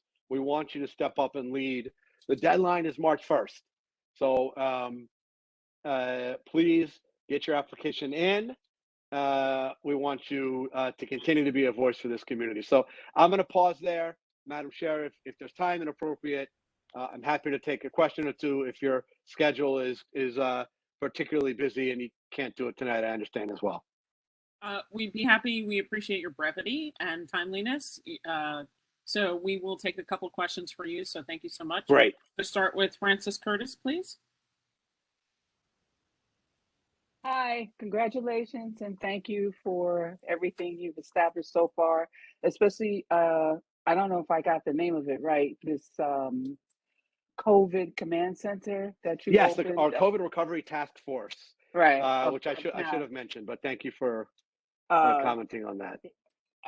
But my question is, before with the previous borough president, we had a Manhattan vaccine task force meeting that we used to have every month. Are you going to institute something like that again so we can are have definitely a central place? Yeah. Thank you so much, Francis. We are definitely going to do some version of gathering like that. We haven't worked out the exact format. I would love your input, love what you'd like to see and what you think works. I did this a ton in the council as chair of the health committee. We did Zoom discussions where we had hundreds of people on. So we're going to do some form of that. Since you mentioned our COVID recovery task force, I want to say that we have a group of experts in public health, in hospitals, epidemiology, and small business, in technology, in various backgrounds of expertise to focus on the recovery in Manhattan. How we can prepare for the possible next wave of COVID or future pandemics. We're going to be focusing a lot, among other things, on indoor air quality, which is something that New York City has never really set standards for, both in residential buildings and in commercial and public buildings, where I think we now understand having good ventilation is a matter of public safety. We would love to work with CV1 on this. I think it could have impact for your tenants, among others. This is the kind of thing we want to have these experts focus on in the months ahead. Thank you, Francis. Okay, could they is it possible for us to get them at one of our meetings, the Quality of Life Committee meeting? That is a great idea. I would love that. And so we can kind of know what's going on. Sure, I'll ask Andrew to make a note of that and find a way we can have folks be there to Happy update with that, you. Pat? Thank you very, very much, Francis. Okay, I'll follow up. Thank you. we will definitely, Francis with Lucian, let's get on to Andrew and go there. Vicky, Cameron? Okay. Thank you, Tammy. Mr. Levine, about the trees in New York City, did you know that there is a code section that allows developers to choose or select not to have trees in front of their projects or existing housing?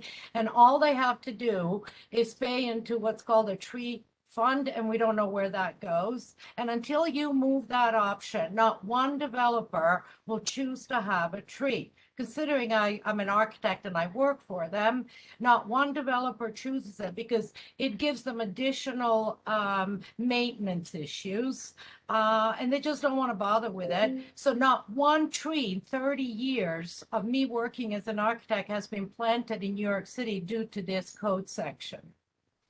Okay, Vicky, I appreciate the question. You may be more expert on it than me. I think this mostly comes into play in new neighborhood development in the outer boroughs of single-family homes. No, in Manhattan, anywhere. Well, that's not true. Developers in Manhattan have generally embraced street trees. There are many examples of that, but also.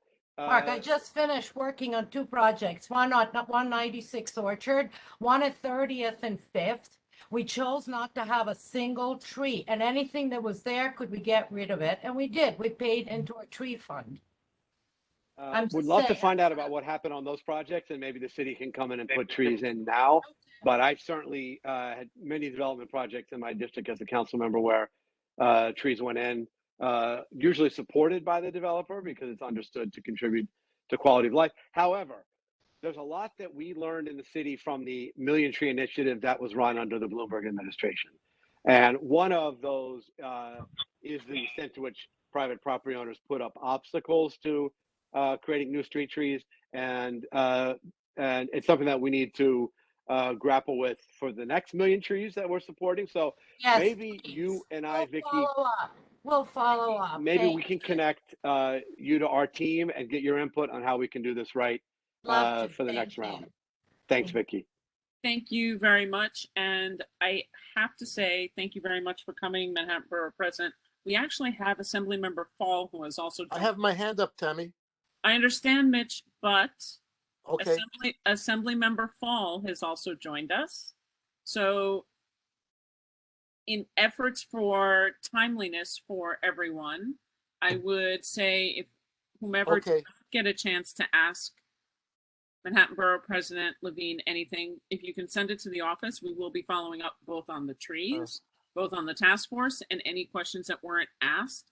So we can recognize then Assemblymember Fall, who is new to our community board and his first time with us today. So Council, sorry. Thank you, Madam Chair. And thank you very much, great to see Assemblymember Fall. Thanks so much, everybody. Thank you. See you, Mr. Borough President. All right. Assemblymember Charles Fall, welcome to Manhattan Community Board 1. You are our newest along the lines with the other newly elected. So welcome to Community Board 1. For those who do not know, Assemblymember Fall represents Assembly District 61, which now includes all Battery Park City, crossing east on Vesey and south to take Greenwich South, and the financial district all the way over to Nassau Street and down to the ferry. So that is a large chunk of Community Board 1. Welcome. The Thank floor you. is yours. Thank you so much, Tammy. Hello, everyone. I am Charles Fall, Assemblymember Charles Fall, and I am excited to start representing this district come January 2023. Even though it's gonna be about a year before I start representing, I am starting to work already. Just last week, there was some of you know, I'm on a corporations committee at the state level, and the corporations committee is very important when it comes to the MTA or any type of authorities throughout the state. And I did bring up to the chairman the issues related to congesting pricing and just making sure that, you know, there is some sort of solution to ensure that folks that do live in Battery Park City aren't hit with tolls so they could go in and out of their community. So that's one issue that, you know, I did bring up during that meeting. I just want to, make it very clear that I will be an advocate for this community. I understand that there may be concerns that because Staten Island is a large part of my district, that the Manhattan part will be forgotten. The Manhattan part will not be forgotten. I know how it feels like to be from the forgotten borough, and that will not happen on my watch. If you look at my track record, I ensure that every section of my assembly district is covered, heard, and well represented. If I'm not there, my staff will be there, have high expectations, and we have a really, really good team on board. So I just want to put that out there and make it clear. I understand the issues of affordable housing in the community, from what I've heard from folks on the ground, the importance of having more representation from the Battery Park City Authority. So folks that actually live in the community are represented on the authority. And there's so many other issues, so I just want to quickly just introduce myself, say hello. I've had a meeting with Tammy, I believe last week or 2 weeks ago, to better understand some of the things that matter to the community board. And I just really, again, looking forward to hearing from all of you. And actually, just this morning, I was out there just touring the district. I had a couple meetings, and this is my first week back from Albany. We don't have legislative session this week. We are on a break, but although we're on a break, that doesn't mean we're not working. We're on the ground listening and seeing how we could be helpful. So I'm happy to take any questions if folks have, or if the We do have hands up. I'm not surprised. Sure, of course. So we'll start with Pat Moore, Mariama, and I believe Mark Amoruso has his hand up. If not, Mark. Sorry, Tim. All right, we I'm had just a quick chat last week. Again, welcome to our district. And the offer still stands that I would love for you to come and we tool around and take a tour of the area. So whenever you're available, let me know. No problem. And I'm actually going to be out there tomorrow meeting with the council member, Christopher Marte. So I'm looking forward to catching up with them. So, yep, we'll set some time, Pat. No problem. Sounds good. Thank you. No problem. Thank you, Pat. Mariama, you're next. Hi, thanks for being with us. I saw a very disturbing article that your Staten Island constituency had banned the LGBTQ community from their parade, their St. Patrick's Day parade.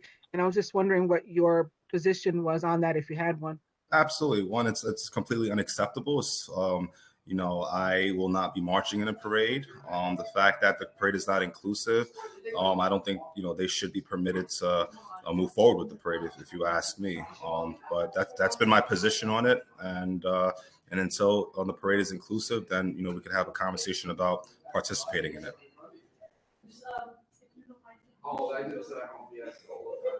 Follow up with Assembly. No, that's a great answer. Thank you.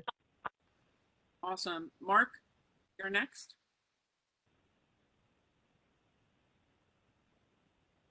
Mark Amoruso. I'm going to assume Mark's hand might have still been up. We're going to go Trisha, Joyce, and then to Justine. Tammy, you calling on me? I couldn't hear you. I heard my name. Trisha first, and then you. Okay. Hi, Charles. I want to thank you for your outreach. You've done a fantastic job. I can see of getting to so many of us so early on, and really appreciate your energy and support. We really need it. So I just wanted to say thank you. You can hear me, right? I'm sorry. I don't know if I was, all right, perfect. Yeah, no, Trisha, definitely. I'm looking forward to, visiting the Harbor School with you. I know how much that matters to you and to the community board. So definitely looking forward to that. Yeah, I mean, it is a school that pulls from your entire district. It has a very large Staten Island component as well as Brooklyn, Queens, and Manhattan. So it's a great place to stab. Mm-hmm. A good flag. Justine Kucha and then Bob Schneck. Hi, thank you, Tammy. Thank you, Charles Fall, for being here. Nice to see you again. And I just have a question about the Battery Park City Authority and the ground rent. And if you have familiarized yourself with Yulee News bill, and if so, are you supporting it or willing to help her push it forward in the assembly? And if not, why not? Absolutely. So thank you, Justine, for that question. I have spoken to the assembly member on it. I have asked my staff to sign me onto the bill. In the event that the bill does not pass this year, I do intend on carrying it in the future. Excellent. Thank you so much. I also, as chair of the Battery Park City Committee, I think we talked about this already, but you're also, of course, welcome to come to our committee and introduce yourself and learn about the issues firsthand in committee. So of course you're welcome. Thank you. Absolutely. And I'm also have a letter that's going to be going out by the end of the week to the governor related to the Battery Park City Authority as well. So I just wanted to share that. Perfect. Thank you. Bob Schneck, you are next.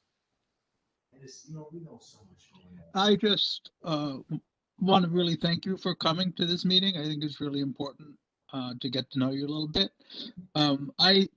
I'm sure you know that downtown Lower Manhattan was really impacted, particularly our small businesses, by COVID. And we need a lot of work down here. And so we really need your help to build back better. So I was wondering, do you have a vision of how we can build back better, or ideas you have for helping us to build back better, or even working with us to build back better? Absolutely. I think, Bob, thank you for that question. I think it's very important that we look at the state level, the type of tax incentives we can kind of bring back to not only this part of the state, but throughout the entire state, on how we could address some of those storefronts that have been empty. I know there is some federal relief that we still haven't spent at the state level, so I'm going to continue to advocate to see how we could support more of our small businesses. I think going into next term, this is going to be a critical part on how we rebound stronger than ever. And I'm going to continue to be the voice for small businesses when it comes to that matter. And then not only the small businesses, just think about how COVID has impacted our schools. The fact that there are so many communities that have an issue with either having technology, Wi-Fi, or just the equipment to get on. I think the disparities were incredibly highlighted during this pandemic. So we do have a lot of work, not only for the small business, but for our schools and so many other sectors. So that's definitely going to be one of those points that I'm focused on going into next season, but also this season too, right? Just want to make that clear. So please keep us in touch with every step you take in the direction of making this better. So thank you so much. No problem, Bob. Thank you. So we have many interests we'd love you to catch up on. I appreciate everybody who has spoken thus far. I know that since our neighborhood was not your initial, there's a lot of interest in catching you up on 5 World Trade Center with 9/11, the past, the present, and the future, because while it may seem in the past, it is still very present with us for health and safety and the future. So I hope that we can have you join us at Quality of Life at Battery Park City, and maybe having one of your staffers come and catch up on all in land use and other transportation and other things, because even transportation is so wildly different in Lower Manhattan than it is in Staten Island. It's beyond. So anytime that if you can have your staffer come and meet our team, we would really appreciate it. Absolutely. No problem. And with that, I will say thank you for joining us this evening. You're welcome to stay, but I'm going to try and move on with the business of the board. No problem. Thank you, Tammy, for the opportunity, and looking forward to joining more meetings in the future. Thanks. Very much. All righty. Let's get our slides back up and let's head back to transportation. Dr. Betty Kay, you're on. It's coming. Give me one moment. First, I ask everyone who has their hand up, please put them down, because I assume you don't have a question at this particular moment. Worry, we can wipe them all, if not. Great. The power of the button until we're back in person. All righty, off you go, Betty. Okay, so the first resolution, I just want to recap to make sure I have it right. Not only did the amendment pass, but so did the actual full resolution, correct? Yes, ma'am. So we can move on to the second resolution, which I know we're all sick of this after this is the 3rd month, but was cleaned up a little bit for, this is really about city bike use or riding on sidewalks was the intent of this resolution.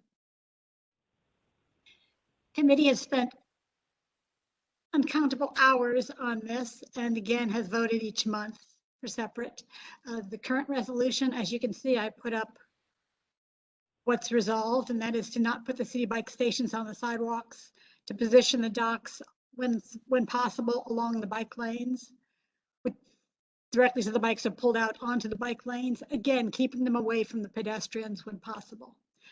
International signage to inform and emphasize not to ride on the sidewalks, and to relocate those stations located on sidewalks if requested by the community. So not a given, we're not asking that they review everything. And I see Colin, your hand's up. Yeah, just want to make a motion to limit debate on this particular issue to 7 minutes. We will definitely give that a try, Colin. I like the ambitiousness of that. It's already 8 o'clock. We're in the first committee. This is bananas. We have to limit these things. This is second committee, and relax. We're good. Gerald, your hand is up. I am accepting Colin's. Yes, and Colin, if you watch your watch. There you go. Gerald, you're up. Gerald? I have a timer on. Yeah, thanks. A quick question, Betty, to relocate city bikes. I guess number 4, stations already located on sidewalks if requested by the community. How does one go about requesting that? Who at that point is considered the community? Is that through the community board, or is that some other avenue? There's a process. I will answer that for you, Betty. There's a process that it goes through, and Lucian can walk you through how the process would work with DOT and Citigroup. It's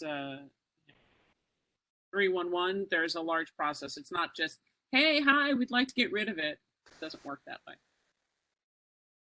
Okay, and so I guess also in number 1, community consultation, is that community board consultation, or?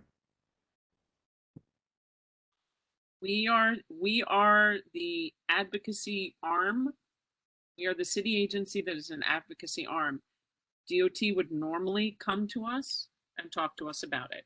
They may decide to do listening tours. They may decide it is, as long as they're doing community input. That is the most important part of engagement.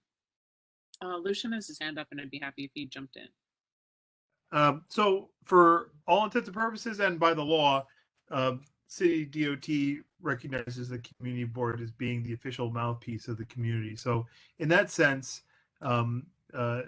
currently they take the community board's consultation oftentimes as what they'll move forward on, though that may shift with the new administration. We don't really know which way they're going because we haven't seen them really roll out any big ticket projects that a community board has opposed. But in the past, and since Bloomberg, largely the DOT would follow what the community board has voted on, with a couple of exceptions. Okay, and I just want to say, Betty, I want to apologize. I was not able to get to this committee meeting, and I know that the work gets done in the committees. I had a personal matter come up. So I guess you can choose to vote any way that your heart desires. Right. I guess Lucian, are we able to, work to get the city bike dock at Target on Greenwich and Murray taken care of? Let's take that offline. That's not necessarily directly relevant to this overall resolution, and we can certainly take that offline into the office. Do me a favor, please email Lucian about it, and we'll take that conversation. We want to stick to this resolution and getting it passed. There are 2 other hands up. Thanks, Tammy. I guess I did mention this earlier, and I would like to see maybe a something quantitative, like relocate city bike stations already located on sidewalks that are 15 feet or less. But that would probably be something up at the committee. I guess I could make a friendly amendment. I'll just let it ride and I'll vote. Thanks. Okay. Mark, you are next. thing is a point of information. I believe that if a motion is made to limit debate, and it needs to be seconded and voted on, this is my understanding, but it didn't happen. The second thing is this went back to committee from last month because I don't have a computer in front of me. So, and the reason was that to request that alternate side parking no longer be taken away for city bike locations. Is that in there? That's why it was tabled. That's not why it was tabled. Actually, it was withdrawn. And as I said, it was clarified because this whole discussion was based on city bikes being ridden on the sidewalks was the intent. So alternate side of the parking, street parking really had nothing to do with the intent of this particular resolution. Correct. But that was one of the reasons why it was withdrawn or tabled. That was discussion that came up. I withdrew it. Right, and that was one of the reasons which that No, it discussion came up. So it is no reason why. I know, Betty, that you hate cars. You said so a million times. Mark, there's no personal attacks here on anything. Keep it It's to the not a subject. personal attack. It is a statement that she has made. So I don't know how that could be viewed as personal. So I'm advocating for alternate side parking. She has stated on several occasions that she'll never do anything to support cars. So that is a conflict that doesn't comport with what we need to do. So it's you can call it a personal attack, but I'm just quoting her. No, you're not. Mark, stop. I am asking you, please. We are not having this argument back and forth between what you believe and what Betty believes and everything. This is simply. But that's the whole point of the business. discussion, Tammy. If that's the position of the chair, how can we ever get anything done in this area? Mark, did you go to the committee meeting? No, I didn't go. But that's not the point. So, Mark, let me finish, please. The work was done very considerably in the committee meeting. This was about and brought to us about city bike use on the sidewalks. That is very specific about what this was about. This is not about alternate sides of the street parking. This is not about city bikes there. If you want to have another discussion, because we did talk about parking and citing for open restaurants and city bikes and other competitive uses for the streetscape in a lane, we can have that dialogue again as a separate topic. That is not what this resolution is about. That's fine. But like I said in the past, the committee voted twice to bring this subject up, and quoting someone's position should never be misconstrued as a personal attack. If they don't want to say it, don't say it. Mark. Okay. Point of order, Madam Chair, we have reached the 7-minute limit to the debate on this issue. I agreed to, so that is fine. Alrighty, so Gerald, you've already spoken once. Mark is gone. We are limited debate. It is 8:01. Call the question. Do I hear? Can I make amendment to this? No. No. No? No? Okay. You can certainly make a motion and if it's seconded, but I don't see that happening. I'd like to make a motion that the if in line 4 be changed to when. I would support that if I can, the ability, if I could second it, but I don't know if I have the power. City bike station already located inside when requested.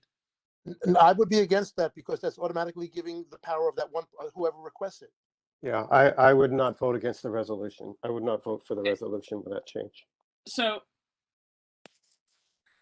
I do with I. Oh, when, I see why, because if it's when, it means it has to happen. Right. Got it. Correct. I don't want that. Understand.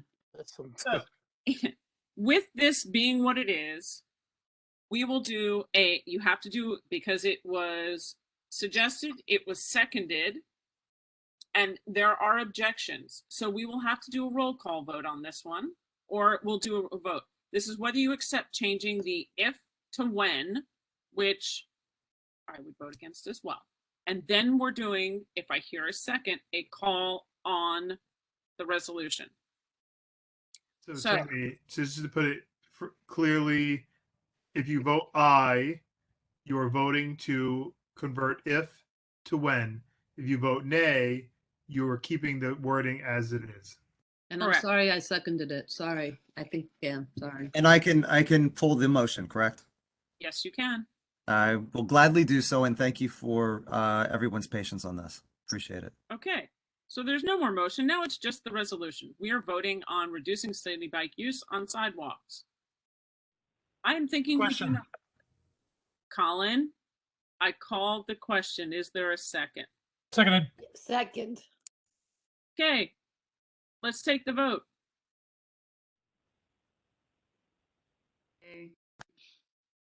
Any opposed? Mahoney is opposed.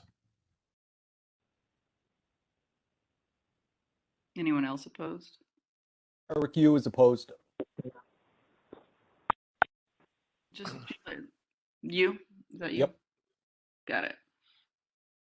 Anyone else opposed? Opposed is against the motion, correct? To pass this Yeah. resolution. Yeah, Forsberg's opposed.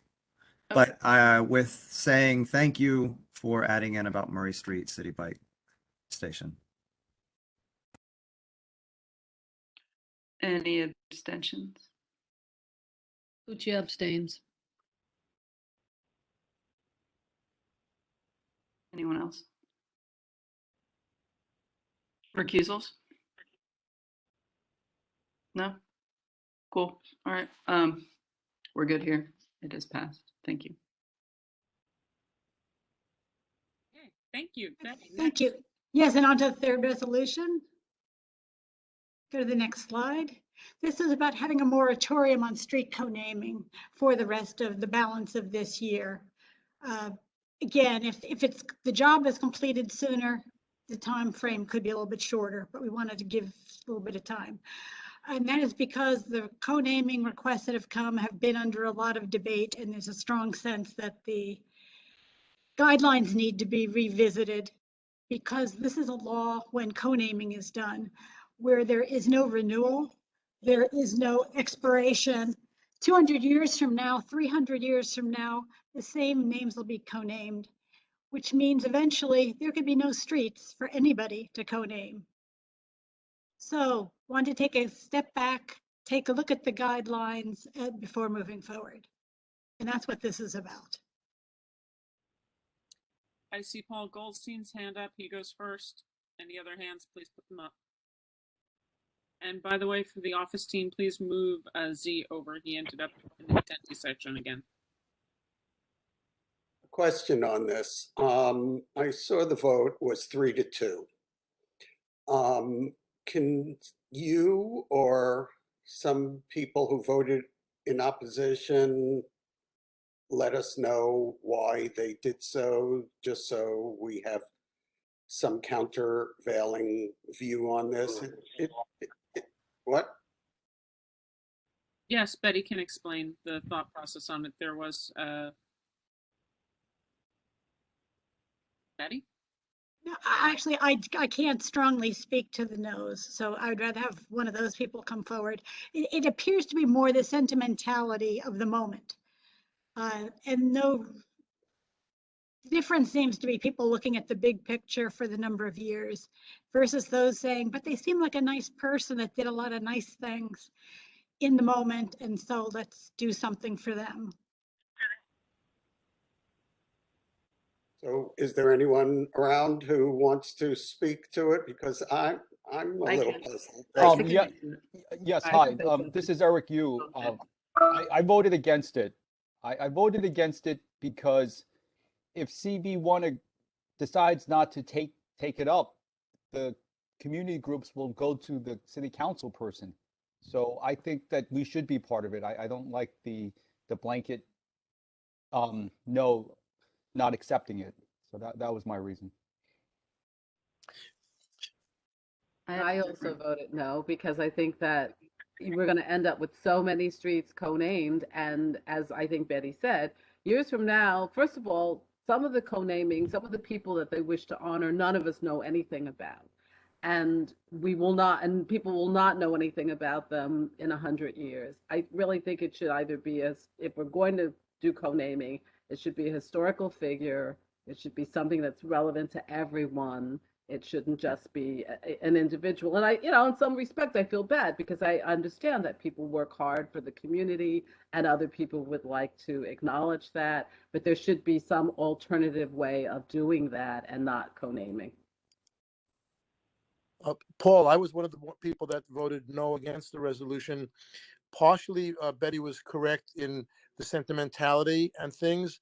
I would be against a blanket, no co-naming, because there are some extraordinary circumstances, and there were some people that were saying, well, there can be confusion on, with the co-naming of a street and with the GPS and everything. After the first time, there's no confusion, and I defy anybody to tell me they get confused when they're on the West Side Highway because it's also codenamed the Joe DiMaggio Highway, or they get confused when they're going over the 59th Street Bridge because it's codenamed the Ed Koch, a bridge. So most people are more intelligent than that, and I think there should not be a blanket we will not accept. Although I can go along with Betty and some of the other people saying that maybe to maybe make some of the rules a little more stringent to make the bar, set the bar higher, like Pat said. But I didn't believe in a blanket no. Okay, does that answer your question enough, Paul? And Sure, you could move on. I thank you also very much. can I Let me go to Mimi, you're next, and then Okay. Susan, then Alice, then Bob. Yeah, I voted. I think I abstained on this one about the moratorium because I like the idea that people we don't know, like we've never heard of, would have a street named after them, because just because they're members of the community that nobody else knows about doesn't mean that they don't count to the community, right? And so if the community is interested in having someone that worked at a hospital for 40 years and knew everybody's names, but no one outside of that community knows who that person is, I feel like that person should still be recognized. And I think that co-naming is a really special way to do that. I feel that our current guidelines are pretty strict, as pretty stringent as they are right now. But yeah, I don't think that we need to just make all the super famous even more famous by street naming. I think it would be really great, if the whoever that's been cooking everybody's food knew everybody's name, on one little corner for 50 years, could get something named after them. So I'm totally sentimental, and I think that's the purpose of it. Thanks. Okay, Mimi, thank you. Moving on, Susan Cole, Alice Blank, Bob Schneck. We had a whole big discussion about this a while back, and the issue is I agree with this amendment, and I think nobody's saying you shouldn't name, but a name up there doesn't mean anything if there's no information, if you don't know why you're naming a street after someone.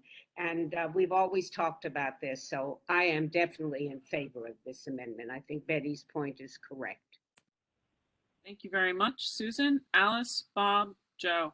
Yeah, thanks, Susan, for the reminder. Yeah, I actually helped Julie Menon write the guidelines 100 years ago, and then help write these that we have, at the board. And they were terribly contentious.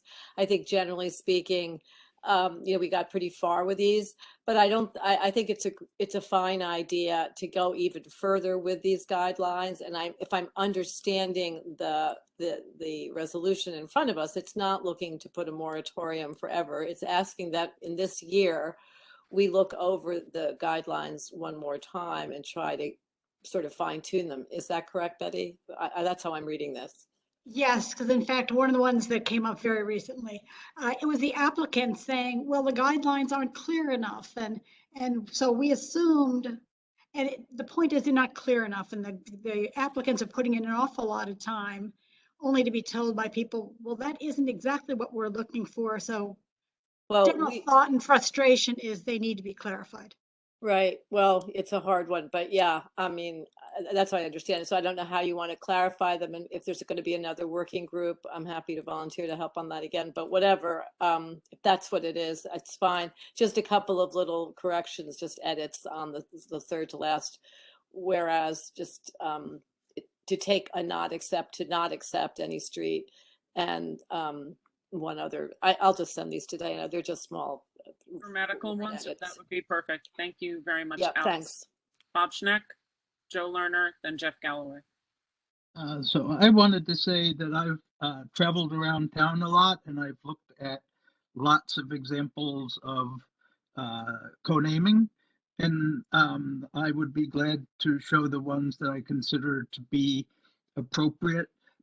From my point of view, all of us spend every day of our lives being forgotten, and soon after, it's so interesting for me being in the 70s and watching whole generations of people I knew just disappearing.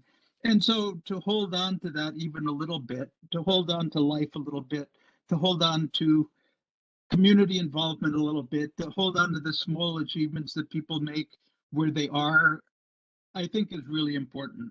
So I think it's the localness of actually locale co-naming rather than street co-naming, but I've never seen the street co-names kind of appear in other places. They just are the ones I like are one little plaque underneath and in a different color than the street name. Absolutely impossible to confuse the two of them, but at least the small person who had a beating heart and who cared about that place is recognized somehow or another. And the people that recognize them are people that I don't know who want to recognize that person. So that it isn't for me to set some kind of historic standard that someone has to meet. It's just for people who care about, it's like being a great teacher or a great principal or a great cop. I've seen lots of walkouts of cops where they really get recognized because they put in 40 years and they really mattered. So it's the really mattered part and being recognized by local people who care. And that's what I want to preserve in this. I support any moratorium we're getting to some point, but I just don't want a stringent high bar standard. Thank you. Thank you, Bob. Joe and then Jeff, remember, we are not yet asking to redo them. We are asking for a pause so we can look at redo them. So let's not opine on what we want it to be yet, unless you are thinking that you don't want to change them and you're fine, because this is just a request that they give us time for us to reevaluate and look at. So Joe and then Jeff. I'm waiting for the day when we co-name a street John Doe, because that's a very popular person. It's insanity to co-name streets. Thank you. Thanks, Joe. Jeff? It's really a question. I'm a little confused about what the moratorium means and what we're asking our council person to do in the meantime. It kind of sounds like we're saying we're not going to weigh in, but he's free to go ahead and do whatever he wants to do, and he should just be patient that we're not going to give him any input for a year. Quite the opposite. What we're asking is for them not to take anything under while we work on it, because we'd like to review and revise. I favor that, but I don't think the resolution is very clear on that point. I mean, I suppose if somebody just speaks with him and makes it clear to him, that'll probably be fine. It'll come with a cover letter, without a doubt. If you have any suggested verbiage, think it through, and then I'll recognize you again. Okay? Fine. I mean, I think a cover letter is probably just fine, but. Okay, perfect. Clarification. Thank you, Jeff. Francis Curtis. Just a question in terms of co-naming alternatives, like closing the street down for a week and having a party or a month or something like that, or doing some kind of activity on that particular street, because looking in the future, so what if, okay, they co-name a street after me after I do some historic and wonderful thing, and then somebody else on the same block does something that, tops what I did, and then so on and so on and so on. But, so there's a possibility that there may be it might be one of those blocks where there's a lot of people doing a lot of things, and that would be a problem. But my main question to the committee is, to everyone, is there any alternative options looked at in terms of, instead of co-naming it, could they That do is a something larger else? city council question, and that's part of the conversations that we're having.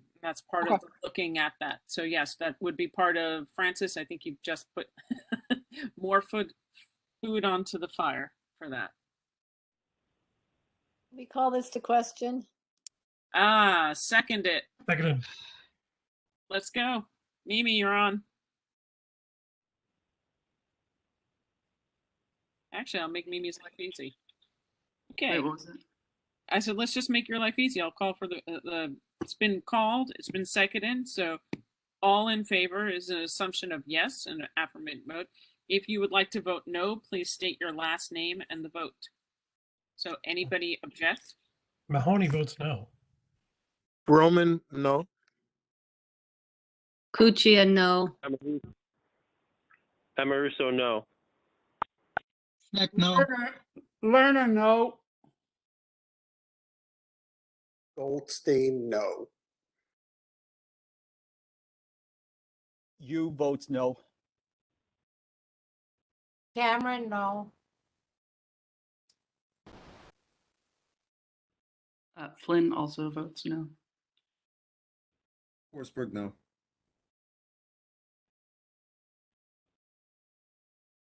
Okay. Anyone else? Any Any abstentions?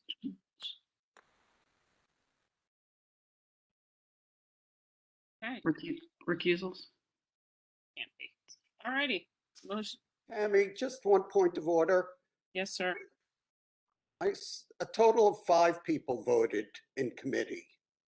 That is not a quorum. So is that, so committees can conduct business without a quorum? Their quorum, the vote sheet is incorrect because Mimi said she abstained. So there were 6 votes, and I I believe don't think that's a quorum anyway. It seems like there's more than that number of people on that committee, but I could be wrong. Okay. They're good. But thank you, Paul, for noticing. Love the fact that somebody was following. That's awesome. All righty. Betty, is that your last? It is. So we go Alice Blank. Okay. Form is 6 out of 9 for that committee. What was the result of the vote, Tammy? Motion passes with Okay, no problem. I just rolled them on. Thank you. Yep, no problem. Very quick reports. We heard from Laura Dodge, our independent consultant on the 250 Water Street Brownfield cleanup program. There were additional soil borings done over the past 2 weekends. Laura felt that all that she wanted was addressed with the engineers, and they had made the changes she had asked for. And thus far, there have fortunately been no recorded adverse air quality issue concerns raised, which included any findings of elevated levels of mercury vapor and volatile organics so far. The reminder here is that all information concerning the test pit activities and soil borings are accessible at the www.250 Brownfield Cleanup Program website and Community Board 1 website under external documents, which have Laura Dodge's full correspondence. On to the New York, New Jersey harbor and tributaries feasibility studies. We were fortunate in having Bryce Weissmiller, the project manager, and Dr. Olivia Catlett, the principal planner of the Army Corps, to present an update on this tributary study, also known as HATS, which was reinstated after a 2-year hiatus during the pandemic. The meeting was extremely well attended, and many people from all over the boroughs came, in fact. The study is looking at 5 alternatives, essentially, to address storm surge and sea level rise throughout the region's 900 miles of coastline, including that of the Lower West Side of Manhattan. Do we have any other slides there, Diana, or is that it?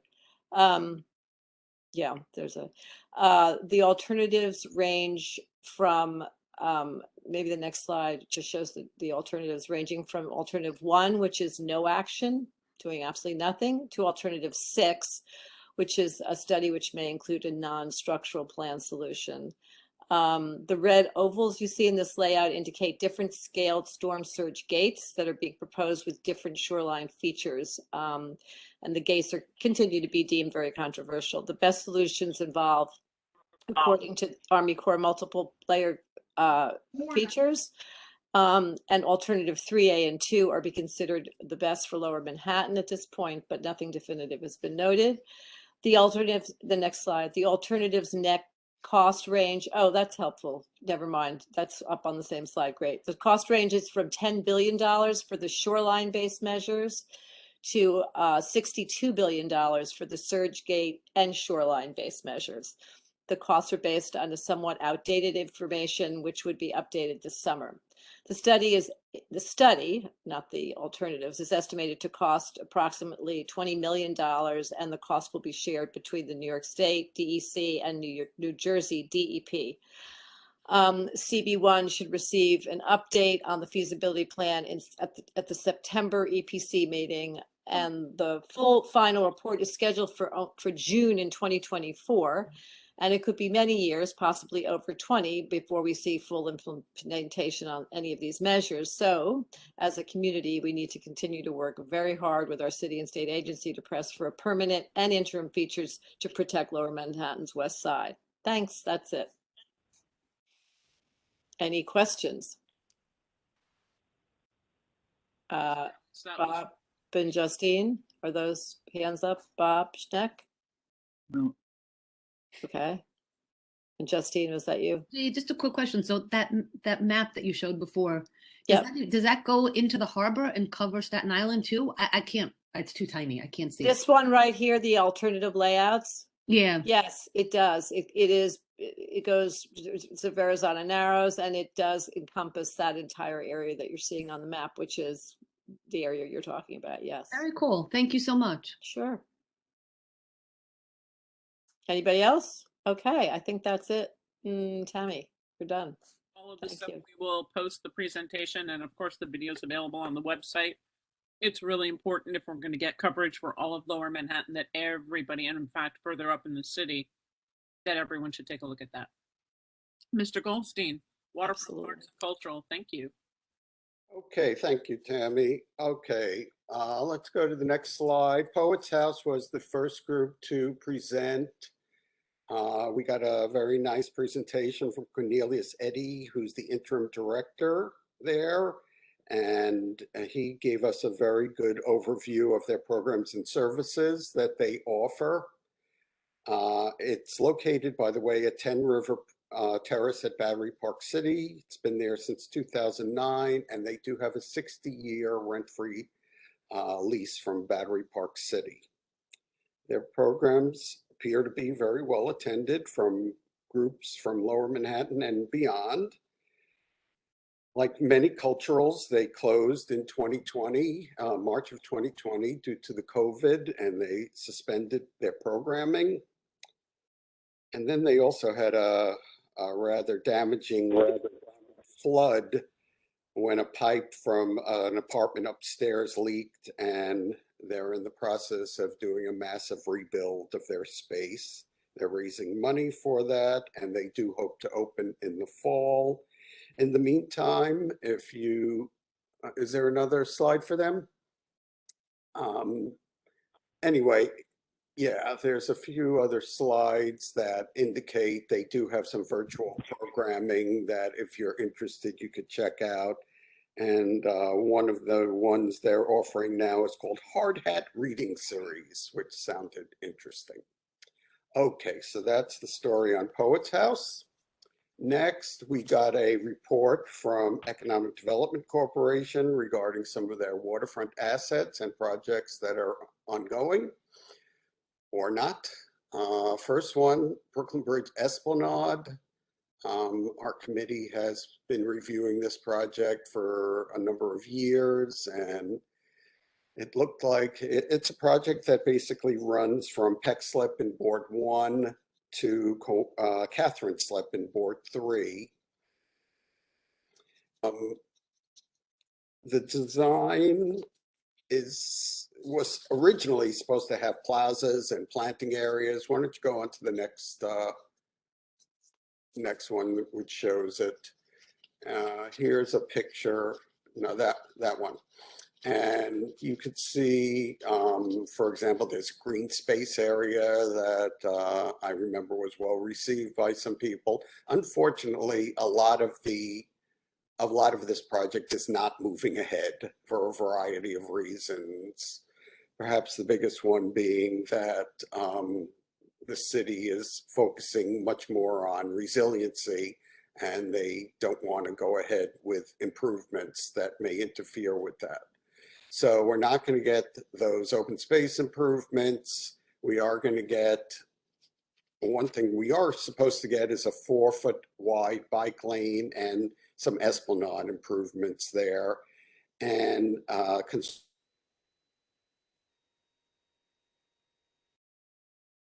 via a gate that will begin this summer. Okay, let's move along. Next project I want to touch on is the Seaport Coastal Resilience Project.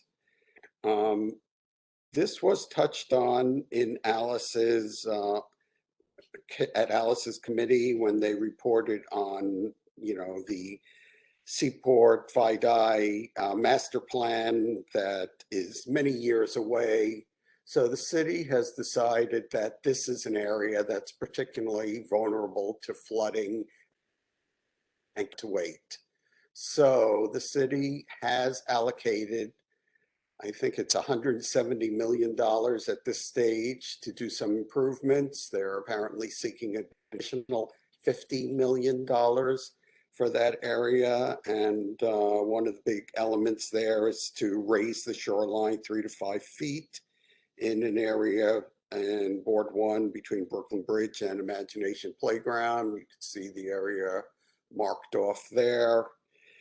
So we made it a point to make sure or request that they consult with the community board and residents and businesses in that affected area. So that's the story there. And finally, let me touch on 2 other projects headed by EDC that we raised. One is the New Market Building. And the New Market Building is right next to Pier 17. It was recently finally demolished after many years, lying fallow, and unfortunately, there are no plans for that site. This community board has repeatedly, since the 1990s, early 1990s, been requesting that that space be rebuilt as a community center. We engaged in a report with Downtown Alliance where they agreed with that. The city said they have no plans. They've been telling us that forever. We need to push that project. And one other project that was brought to us was the Fulton Stall Market. They're a group that runs a farmer's market down in the Seaport area, and they've been looking for 10,000 square feet of space that they were promised in 2013 in conjunction with city approvals of a major ULURP item. And that has not advanced. This board is also on record in support of their needs and interest for more space. So we need to follow up on that. The city was rather non-committal on that project. And finally, last, let me move over to the issue of public art very quickly to cover this. We do have a couple of projects coming our way. Just as a reminder, our board, like a number of others, does not really engage in reviewing these projects these days. We've been told by Parks that they've told us very honestly that our views on these don't really matter much to them, and they're temporary projects and they're just moving forward with them. So they send them to us for informational purposes only. So the committee has decided not to spend too much time on them, but just to make sure that people are in the know, I'm going to do what I'm doing tonight. Just show you what's coming and give you the dates that it's coming and when to be removed. So what you're looking at now is a Thomas Paine Park piece that's going in April, and it's supposed to be removed in October. And why don't we take up the next one, which is a City Hall Park public project that is going in June and is scheduled for removal in December. So that's the story on the public art coming our way. I thank you.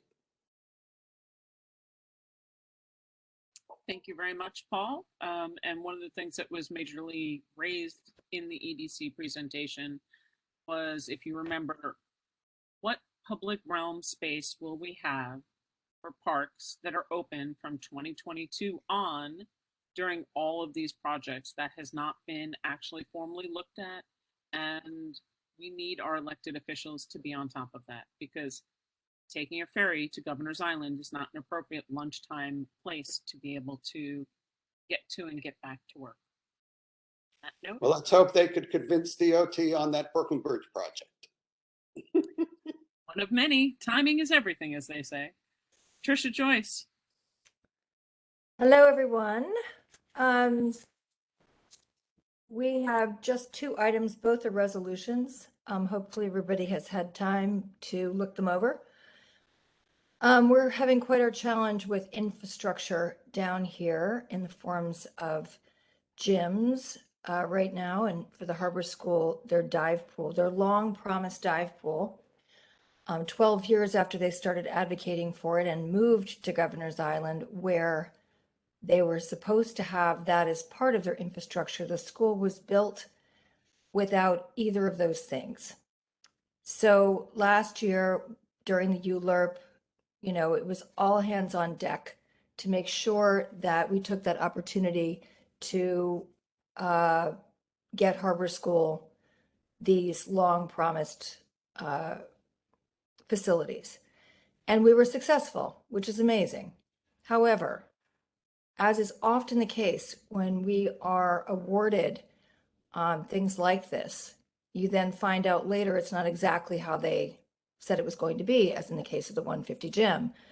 So we wanted to get out ahead of it. The Harbor School has an incredible team of advocates. Nan Richardson is joining us tonight, who's here, who's been incredibly helpful to me in giving me the background of this school, the challenges on every step of the way.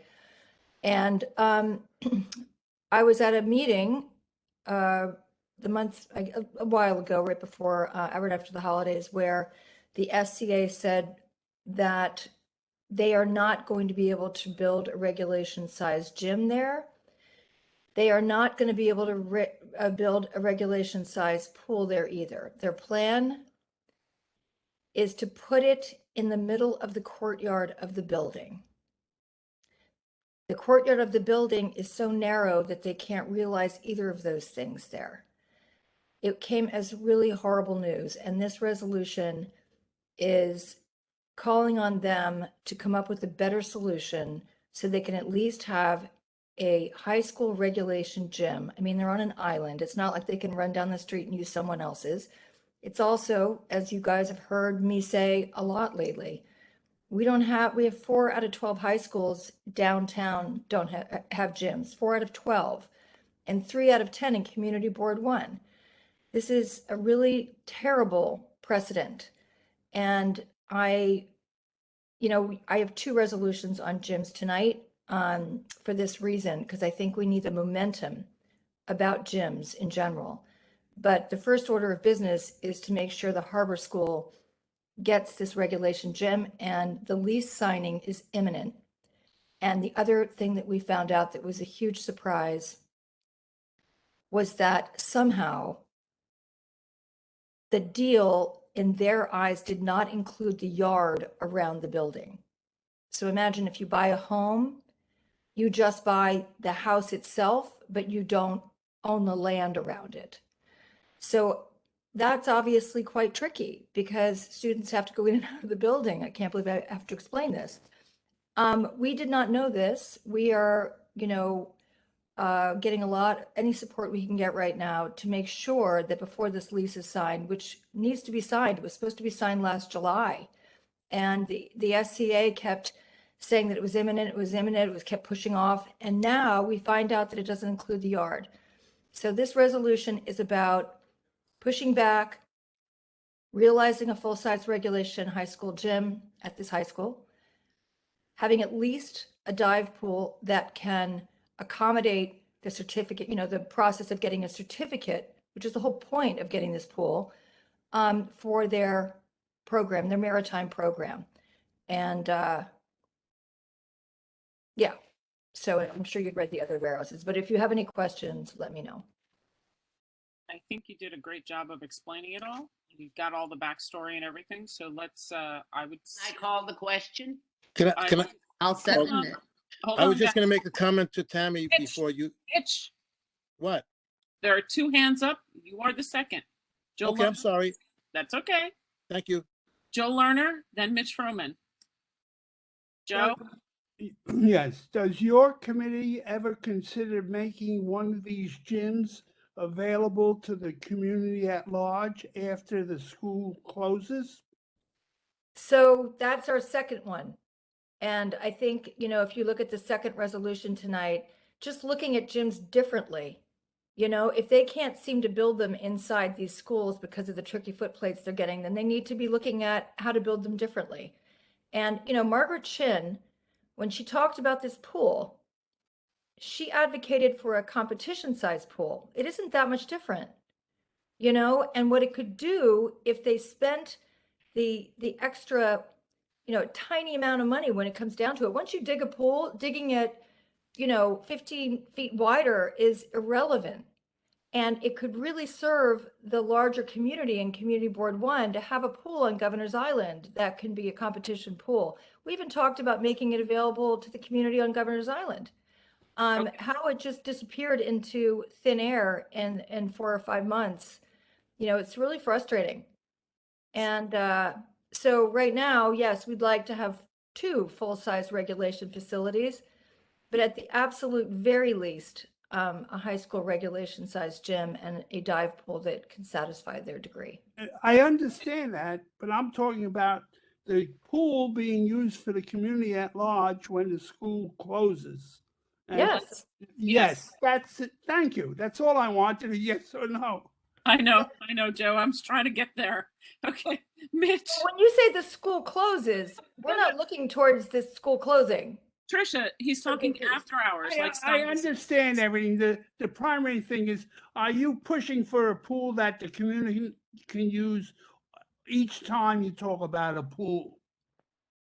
Yes. Well, they won't be able to use this one if the SCA builds it as they plan to build it. No, they will not. So that should be made clear, I suppose. If they did what Margaret Chin advocated for and what we'd like to see happen, then yes, they could. Again, yes is the answer, Joe. Thank you. If we get what's in the reso, yes. Mitch, you're next. Yes. Once again, Tricia, it's wonderful work, and it shouldn't even have to be done because it should be obvious. I mean, not to have a dive pool regulation at a place where you need those classes for a certificate is equivalent to not to have music rooms at LaGuardia. I mean, it's absurd. The other thing, if you want to also add, having an elementary school gym for high school students is dangerous. Usually the walls are right up against the baskets, and having 15 and 16 and 17-year-olds running in for a layup, like without any room behind the basket, is dangerous. I know that because from experience. So if you want to add a safety factor in there, if you think it'll help at all on that whereas about the elementary school gym, that's fine. But I mean, I support these 1,000%. That's very interesting, Mitch. Thank you. I would not be opposed to that. Okay, and if you want, you could word it how you want, but it's definitely a safety issue to have an elementary school gym for high school students. Right. Sure. I'm happy to do that. Okay. All right. Trisha, I do not see any other hands that are up. So if you're okay, I would like to call the question. Does anybody want to second it?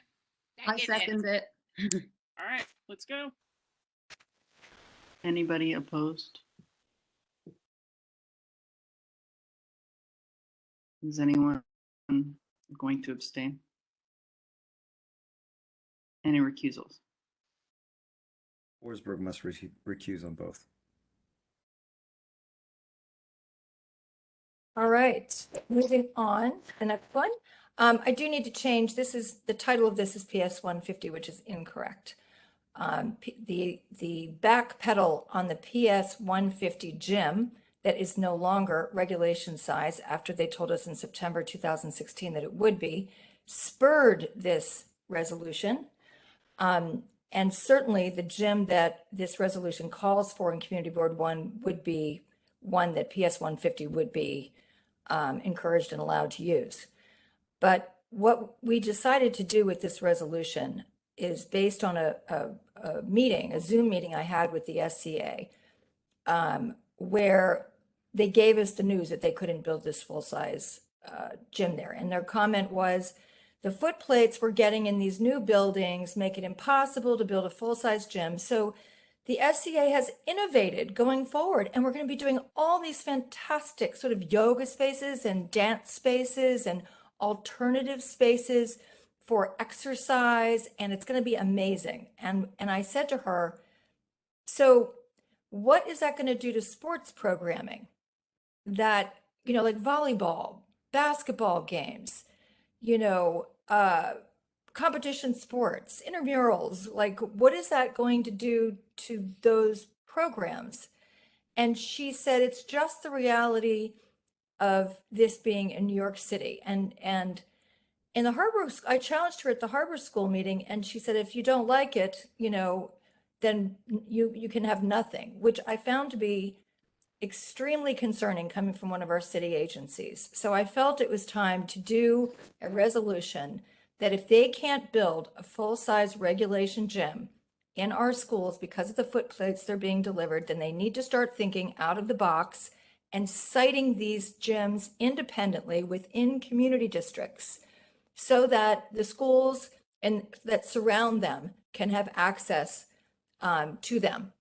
And, we have this opportunity at 5 World Trade. We have 18% vacancy for commercial space right now. They can do this. And what's really concerning, and one of the whereases here, is that they're given a budget to build a gym and an auditorium when they go to build a school. And if they build them without those two things, then when they come back, like they're doing at Harbor School, they come back 12 years later, they want to tie that construction to more school seats. It's the only funding stream that they say that they have. So this resolution calls for turning the whole thing up on its head and saying, the mayor had its $600 million fund for gyms because we have over 400 schools citywide that don't have gyms. And this says that structure is going to work better than tying gyms to school seats if they can't build them at the time they build the school, and citing them within everyone's community district. So that's what this is all about. Okay. I think it's terrific, Trish. I was going to call it to question.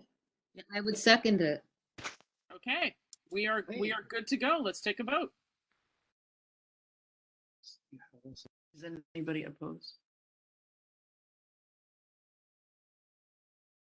Any abstentions?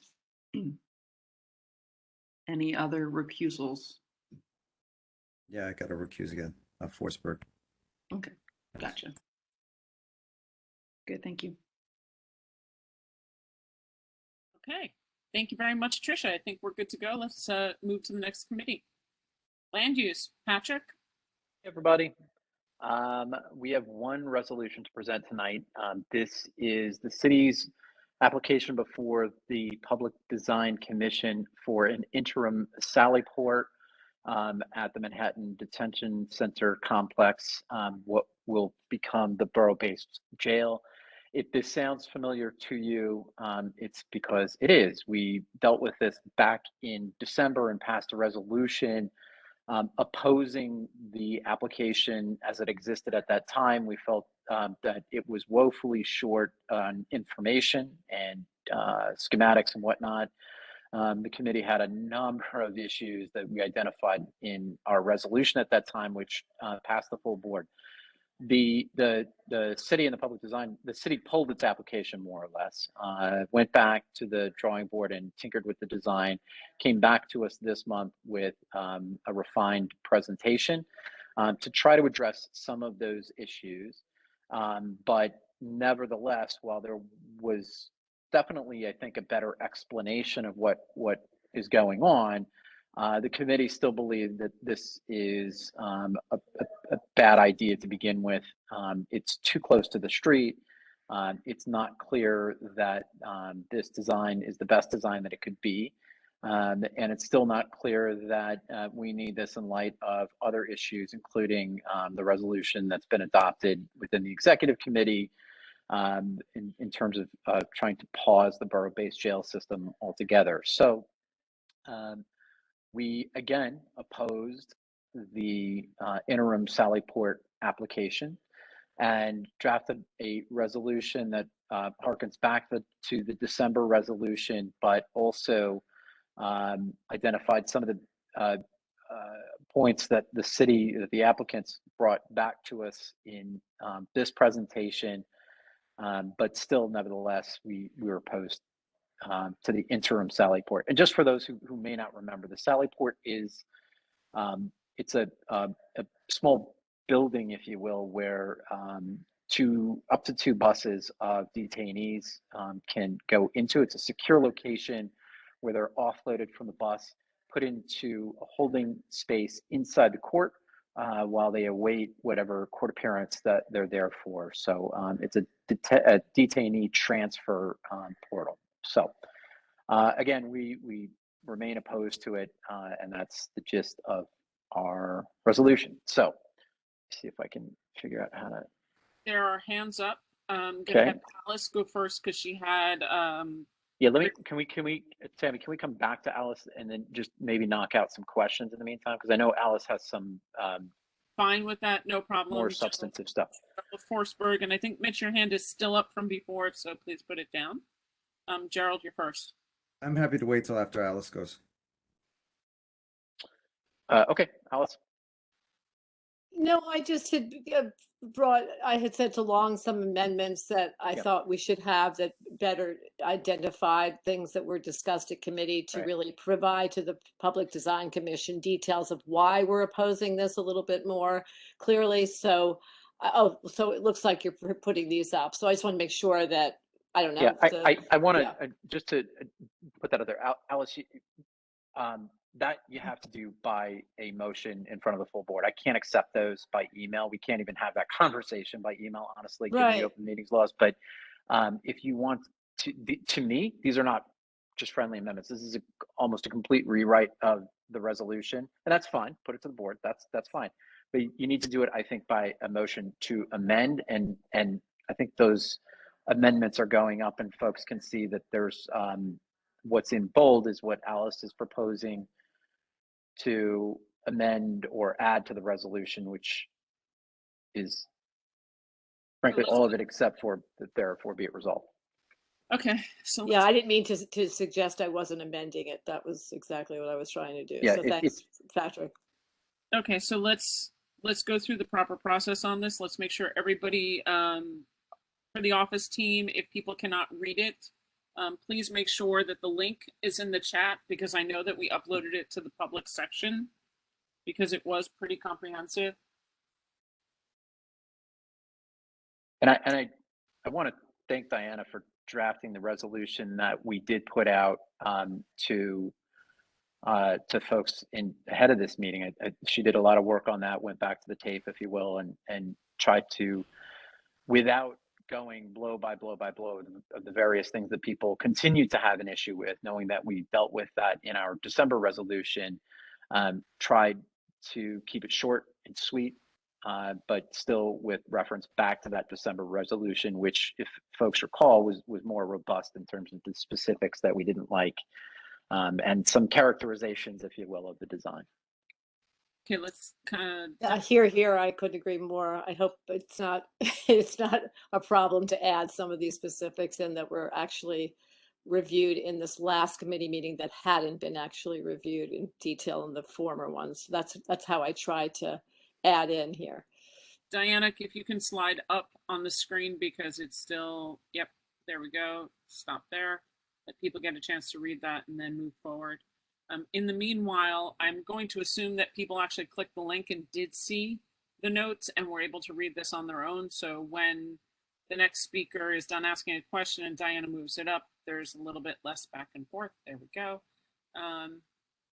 So Gerald, Susan, Vicky, and then Mitch, your hand is up, but I don't know if it's supposed to be because it's been up since Tricia spoke. Gerald. Thanks, Tammy.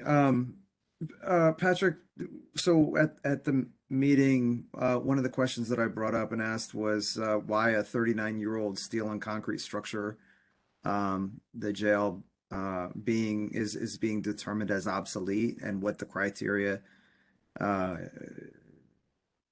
is that it is that the structure is being termed inefficient, and I don't recall the woman's name who was there, but she said she would provide that by this meeting. Have they provided any further information regarding that?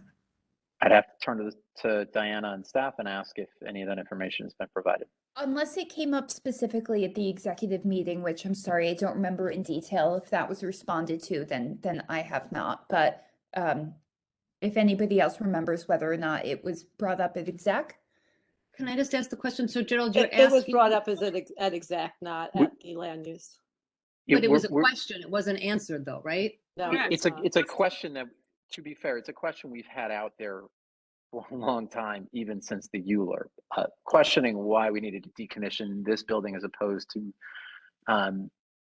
somehow figuring out how to reconfigure this building and not spending billions of dollars on a new jail. That's something we've been asking for years. And they've never answered. Correct. I've never. Correct. We have not been sent the cost benefit analysis that we asked for to understand what the possibilities. We've just been told they can't. But we've other not than seen anything. Other than, well, we just need to close Rikers and build this borough-based jail, which is a circular argument. So, Gerald, it's a question we continue to ask. I would assume we haven't gotten an answer, but we'll keep following up. Maybe our council member can help us with that at this point. I would think that's something he's very keyed into. Yeah, very much. Thanks. Gerald, write the mayor. I am not joking when I tell you this. The only person right now who has the full authority to tell the agencies stop is the mayor's office. So I encourage everybody to write early and often. Susan Cole, Vicky Cameron. So, Patrick, what was the vote on this? I mean, it was a negative vote. I couldn't see. It was unanimous. Okay, that's all I needed to know. Goodbye. I mean, bye. Thank you, Thanks, Susan. Patrick. Vicky, you're next. Thank you. I just want to say, obviously, I was at the meeting, and I think the resolution is always great. But I did read these things. Alice is a professional, and I couldn't agree with her more. This is obviously an enormous amount of work. She tackled every issue. Alice, thank you, and I hope we all support this. Okay, love that. Thank you so much for reading through all the addendums that are on there. Again, Mitch, I'm going to assume your hand's still up erroneously. Moving along, I do not see any other hands up. Diana, can you make sure that you scroll all the way to the bottom of what we have up there, the whereases? Thank you. That's page 3. Let's hit another one. So to set the table for folks, again, just so we can set this vote up correctly, and maybe Alice, you need to formally say exactly this, but Alice is proposing an amended resolution in the form that you see on the screen. If that's seconded, Madam Chair, respectfully, I think it is that we would be voting on the amended resolution. If that fails, we would revert back to the original resolution that Diana drafted, which is just a shorter incorporation of December 21st's resolution, and therefore be it resolved that we're opposed. I second this. Yes. I would third it. Yeah, fourth it then. Okay, so here we go on that. There is one new hand up. Rosa Chang, do you have a question about this? No, I just raised my hand to second the motion. Thank you. Perfect. Okay, so then we are now voting on the motion of the amended resolution. Amy, take it away. And a yes vote is to say yes, the amendments all stand. Is anybody opposed to all of Yeah, these? Cannell's opposed. Cannell is opposed. Anyone else?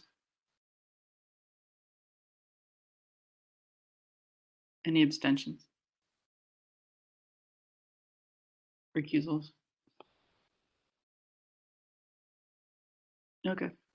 Okay, All right, that's it for land use. Thanks, guys. thank you. Next committee, please.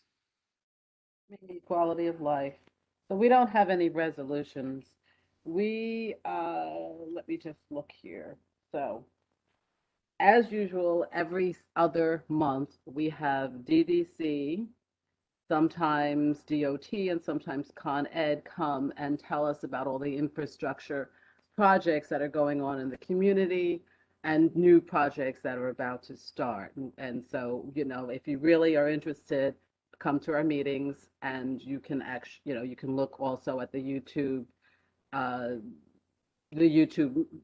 what am I trying to say? You can look us up on YouTube, you know, and see what happened and all the discussions about the projects.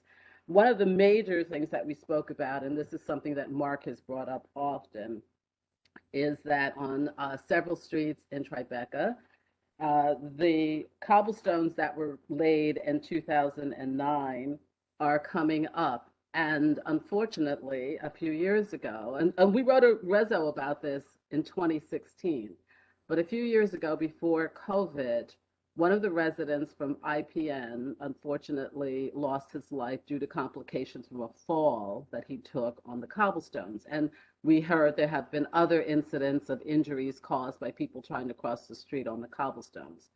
So next month, we are going to write a reso. Quality of Life is going to write a reso. We brought this up when the new Lower Manhattan DOT commissioner was appointed. We brought this up to him in 2018 when he came to our committee, and nothing has been done about it. So we are going to write another reso next month about trying to get a capital improvement budget to get these cobblestone streets repaired. It's Harrison Street, Varick Street, Northmore, Franklin, and there may be one more that I don't remember. So that was our big discussion. Other than that, that's it. We did not talk number 3 is tabled. We didn't do number 3. So that's Okay. it. Pat, thank you very much. Let's hit the next committee. All righty, Susan Cole. Okay, they're only, thank God it wasn't a super contentious meeting. However, there are 2 things you should know about and 2 resolutions that were of concern. And although one is based on the city streets, it's at the plaza adjacent to 1 Center Street. We voted in favor of it. 2 people abstained. It's all part of the city structure. They want to open, I guess it's to, if I'm looking east, it's to the left of the municipal building, this space where the kiosks are, and it's been approved by the city and Center Street and all of that. So we gave it to them. That's that one. And the other one is 10 South Street. And I just want to say to Alice that we did raise the issue that there's no public access to this wonderful building, blah, blah, blah. They wanted 4 a.m. We didn't give it to them. And they have a roof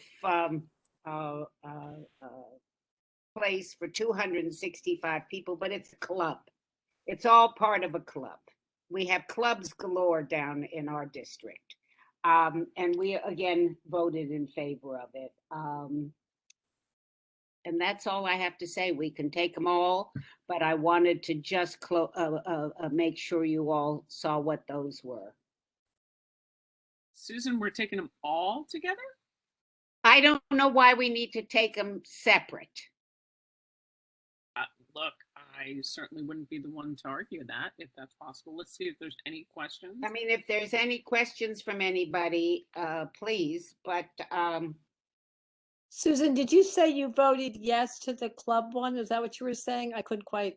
we did, Alice. We didn't vote Okay. no. You can vote no because there's nothing to do. It is a club. It exists. We didn't give them the hours they wanted. It was basically an alteration, and we allowed for the alteration. It's not mine, it's Cipriani, but they wanted extensive hours, and we did not give them that. I don't think we ever will, even though we told them they can come back. And it's on the ground floor? Was it on the No, It's a ground floor? balcony. top It's a floor. balcony facing it's It's facing on the the top. water. Yeah, it's facing the water, Alice. Oh, don't ask. It's infuriating, but we did 4 it. a.m. they want. Susan, And we said no. I'll Yeah. recognize myself for a question. Okay, please. You're talking the Cipriani building, correct? Yeah. Club. They had a legal requirement to do public programming and to have it open to the public. It's part of the deal that they signed. Was that declined? We didn't ask the question. We can go back. Lucian can call them and ask them. They said that there's one restaurant that's open to the public that you can, some little If you can whatever. afford it. But like they had a public event there, an art show or whatever. I don't know whether they'll ever do it again. But we did not ask them. I really forgot about that one. But we can call and ask them, Tammy. It's not about call and ask. They are required. Well, no, that we could put it in the. Well, we have to figure it out. It can go in a cover letter because it's a pre-existing thing that we'll put it in a cover letter, which I would be delighted to do. I see Pat Moore has her hand up. Oh, and and Francis. Sorry, Francis. I didn't put my hand up, but I do have. You want to go first, Francis? You're co-chair. Okay. I just our co-chair. On the plaza adjacent to 1 Center Street, I was one of the people that abstained, and the reason was because I didn't feel comfortable with their arrangements for bathroom facilities. Because basically, if you know where the space is, it is south of the Supreme Court, right there by the church, that little area right there. And they came to us and said that when we asked the question about restrooms, that they had access to, they would, like it says in the resolution, DCAS gave them permission to use the bathrooms at 100 Center Street. Well, if anybody knows about first of all, to get into 100 Center Street, and then to have these big public events, and you have tons of people that need to go to the bathroom, and you're asked, and the purpose of this request is to have a liquor license, so you'll be serving a lot of beverages, and people will need to go to the bathroom. So, although we recommended that they get porta potties, right? I don't feel, and I don't know what this is going to do to this resolution now at this point. I don't feel comfortable with that whereas about the bathrooms, because I think that it should be worded in such a way that even though they have to show us something, legitimate and feasible from DCAS to utilize the bathroom in 100 Center Street and show us what their proposed options are that they agree. I have no trouble with that. So can we put that in, or we can add that into the resolution, Tammy, correct? Without any trouble, as a friendly, we will do that, Francis. Lucian and I will do it. We'll add that they have to give us a plan and the approval of how the bathroom situation is going to work. Because I'm kind of thinking with Francis on this, if there's a security alert and they've got the event going on, there's no bathrooms. Well, remember something else. This is all part of the city. It's outdoors, and it's all part of city space. And there's a whole piece of business around city-owned property that we have no rights on, but I think we can put in clearly that they have to have a plan when they have a big event for porta potties and whatever, and we want that in the stipulation for them to agree to. Right, and they have to if they're doing the porta potties, they definitely have to have accessible ones, because everybody knows that the bathroom on the first floor at 1 Center Street to get to the accessible bathroom is like going to Fort Knox.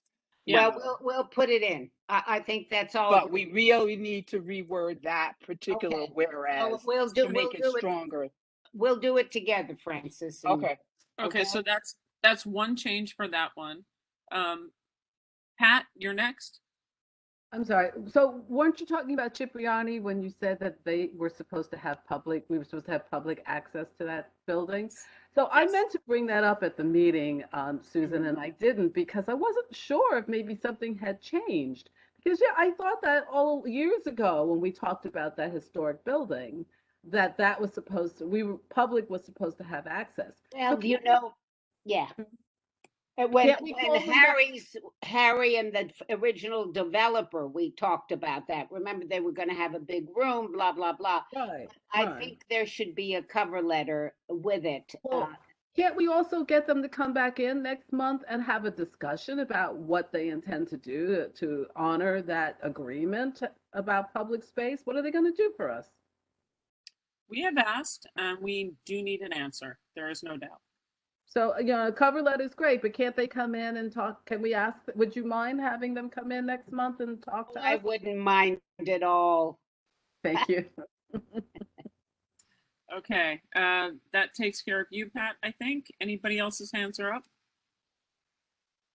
Nope, I think we are good. So again, if we're going to call the question, right, it includes the change to the Center Street resolution, and it includes a note and update for the Cipriani, for the South Street. Yes. Okay. I say call the question. Second. All right, awesome. Second, and Mimi, it's up to you. So we're taking these all together, huh? Yeah. Yes. I can't bear it. All right. If anybody opposes a thing, I would like for you to give me at least the street number for the one that you oppose. Or say it's the plaza. Cool? Sweet. Sorry, Does anybody Mimi. oppose? Blank is opposing the number 329 New Street, the club operations. Number 3. Oh, 29 New Street. Got it. I put 329. I was. It's a very high-end All right, so club. It's all theirs. No, it was never to be public space, but Alice is true to herself. Keep going. All right, so 29 oppose blank. Cool. Anybody else? Meltzer abstains from 10 South Street.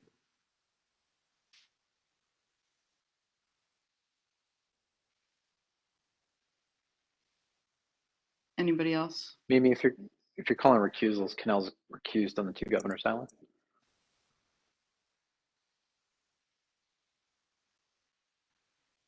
Which number is that again? 2? 1 and 2. So it's 111 to 112, 114 Andes Road and 10 South Street. Right. Recuse on both. Thanks for doing all the. So you said on Mimi, both. I have to recuse on those two. Thanks for the reminder, Patrick. I will have to recuse on the two. He has to Governors Island. recuse too, right? Both of them. So that's the Andes Street and It's Governor's Island, yeah. I just want to point out 10 South Street. That's not Governor's Island. Not Governor's Island, Patrick, and okay. Then only the. You only need the to one that- recuse on 2C term. Right. On Andes Road. Patrick. Correct. Okay, so only Andes Road. So that is Cannell, and then the other. I'm sorry, I forgot already. Alice, On Governor's Island, the number 114 Andes Road is recused. and Cool. Got it. Anybody else have a thing? Anything?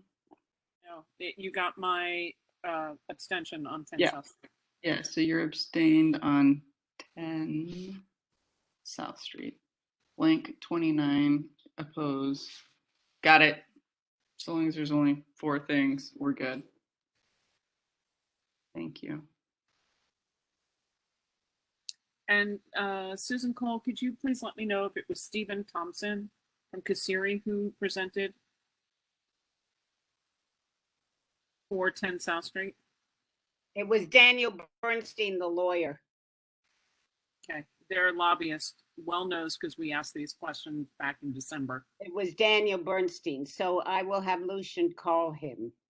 I'll figure it out tomorrow. I gotcha. All right.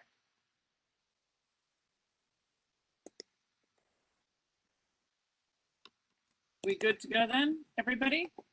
I see no other hands up. I thank you, Susan, very much. This is the fastest licensing I've ever seen. Woo! Well, I can't, it's enough. There you go. Justine, you are all reports. You've got under 5 minutes. I think that's Oh, I'll be even less than that, I think. So first and foremost, the priority repair work for the World Trade Center at Kowalski Plaza, that is necessary work that has to be done for the World Trade Center. It will take about a year to finish, maybe a little bit less than that. And the first few months of it, the first 4 to 6 weeks of it are going to be entailing some abatement work. But they did give us a very detailed plan, and they're agreeing to be in touch with the community. But if you've got concerns with it, reach out to me, reach out to Nick Swardone. We've got phone numbers, and Lucian too. We've got phone numbers of people. They promise not to make it too noisy, and they're going to be working with us. And a big chunk of it's going to be underground. So I'm not going to go into the details, but they're monitoring the air and they're doing what they need to do. It seemed like it seemed as if the entities that are doing the work are really paying attention. So that was positive.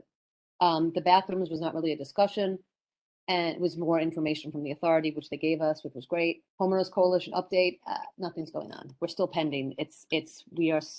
The proposal is still with the Battery Park City Authority. We've had some negotiations back and forth, but no resolutions yet. And I know we had new business, and I will just state what it is. I think you all met Charles Fall, who is the incumbent from Staten Island because of the redistricting, Battery Park City, north and south, as well as a portion of FIDI, Governor's Island, and part of the World Trade Center, Greenwich Street South, are all now being put into the Assembly District 61. And so we are now part of the North Shore of Staten Island. And we had a long discussion about that, and I really can't say more for reasons that I can't say more, so I won't. Anyway, but thank you all so much and have a good evening. Anybody have any questions? Seeing no hands up, Justine, I appreciate the brevity. We are rolling along. Let's hit our next committee. And I would say next and final. Jason, take us home. Know that the last one. We had 2 non-controversial presentations. One for 44 Walker Street, which was a legalization. That's 47 West Street. A legalization of the storefront infill that was done at the same time as a permit was taken out to do some of the infill at a staff level. We actually ended up voting, coming up with a resolution in favor of legalization, which is something that we normally don't do. And then the second was a 47 Vestry Street, which is I guess, more like tidying up and making safe in an appropriate fashion this wholesale canopy, which is likely original to the building. And of course, we see these things all over Tribeca, new and old and original. They are going to refurbish, but really replace all of the rotted wood That's the structure of the canopy and the base of the canopy, and then put in brand new wired glass to replace the kind of checkerboard of glass panels that are either broken or missing in the canopy today, which wasn't exactly clear to me when that was put in, but it's likely not an original feature. But it is likely that the canopy that you see there is, many of the components are original, or at least just like they would have been. Some of the joists and obviously what's hanging off the building. So we can take them both, and can't imagine there are any questions, but I'm ready to, get this vote going.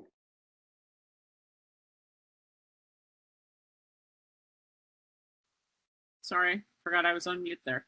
I don't see any hands up.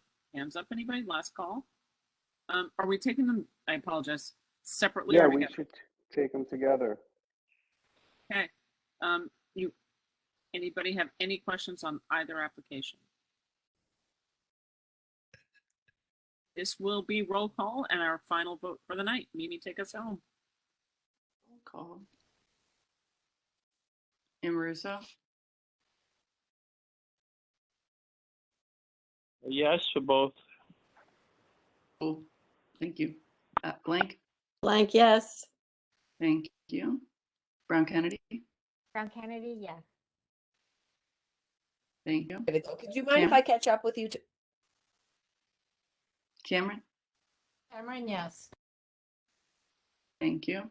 Cassell, Cassell, yes. thank you. Chang, Chang votes yes. thank you. Chapman, Chapman votes yes. thank you. Cole, Cole votes yes. thank you. Coleman, Yes. Anything else, sweetie? No, thank you. Corman, I had to cook my own dinner tonight. Kucha, Kucha votes yes. thank you. Curtis, Curtis, yes. More spaghetti. Yeah, I noticed. Okay. Joe, Laura? do me a favor. Mute yourself, please, till we get to you. Either that or you have to serve spaghetti for everybody. Just saying. Flores, Flores, yes. thank you. Flynn, yes. Forsberg, Forsberg, yes. And I want Joe to thank you. cook spaghetti for me. I think it's his wife. We all want Joe spaghetti. Frank Kerr, Frank Kerr's yes. Thanks, everyone. She takes good care of me. There you go, Joe. Nice job. that's awesome, Joe. Very happy for you. Friedman, Friedman is a yes. thank you. Froman, Froman is yes. thank you. Galloway, Galloway, yes on both. thank you. Goldstein, Goldstein, yes. thank you. Gupta, Gupta, yes. thank you. James,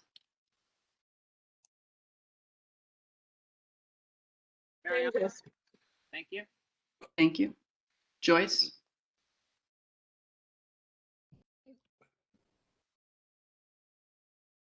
Trisha, you there? Yes. Thank Kay, Hey, yes. Canal, Canal, yes. thank you. Kettering, Kettering, yes. thank you. Capel,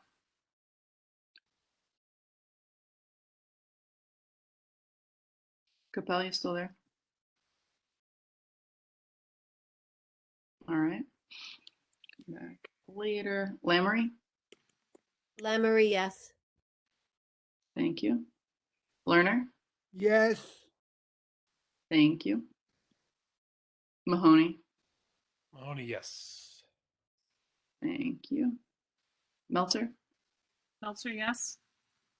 Thank you. Moore. Moore, yes. Thank you. Schneck. Schneck votes yes. Thank you. Star.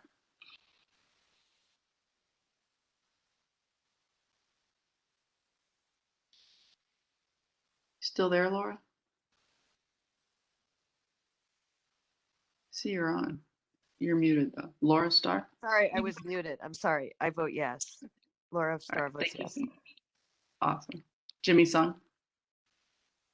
Jimmy Sung vote yes. Thank you. Vera Sung. Yes. Thank you. Z. Z, yes. Thank you. You. You votes yes. Thank you. Zeltzer. Zelter votes yes. Thank you.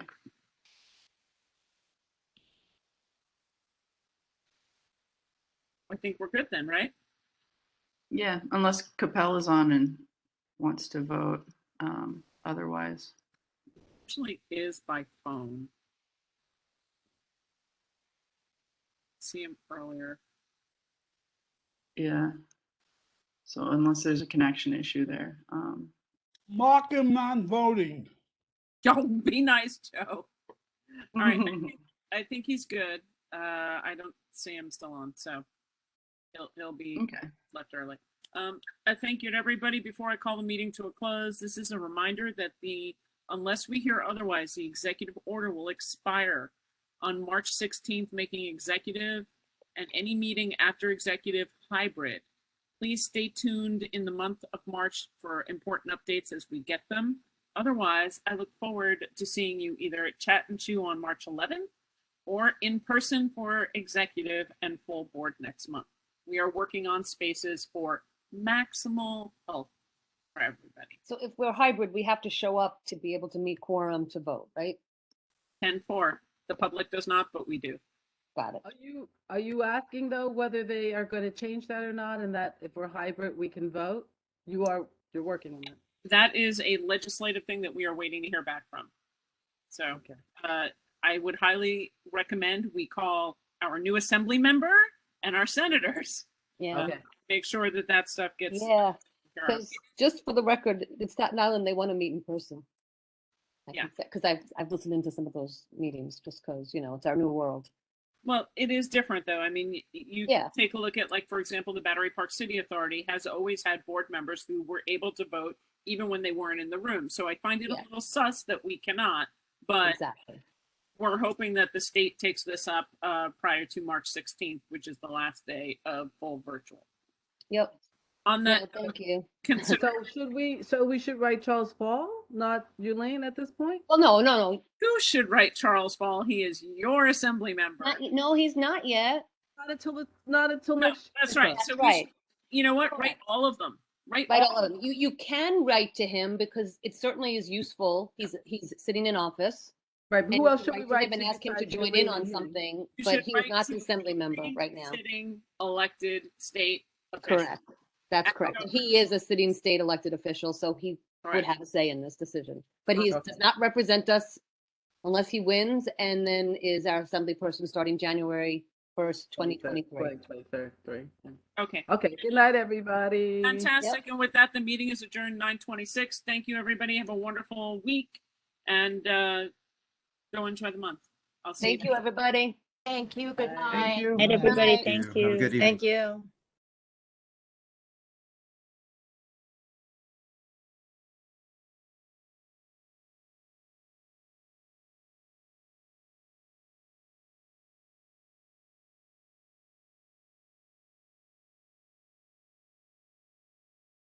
Lucian, do me a favor, turn the recording off, and if you could stay for a second.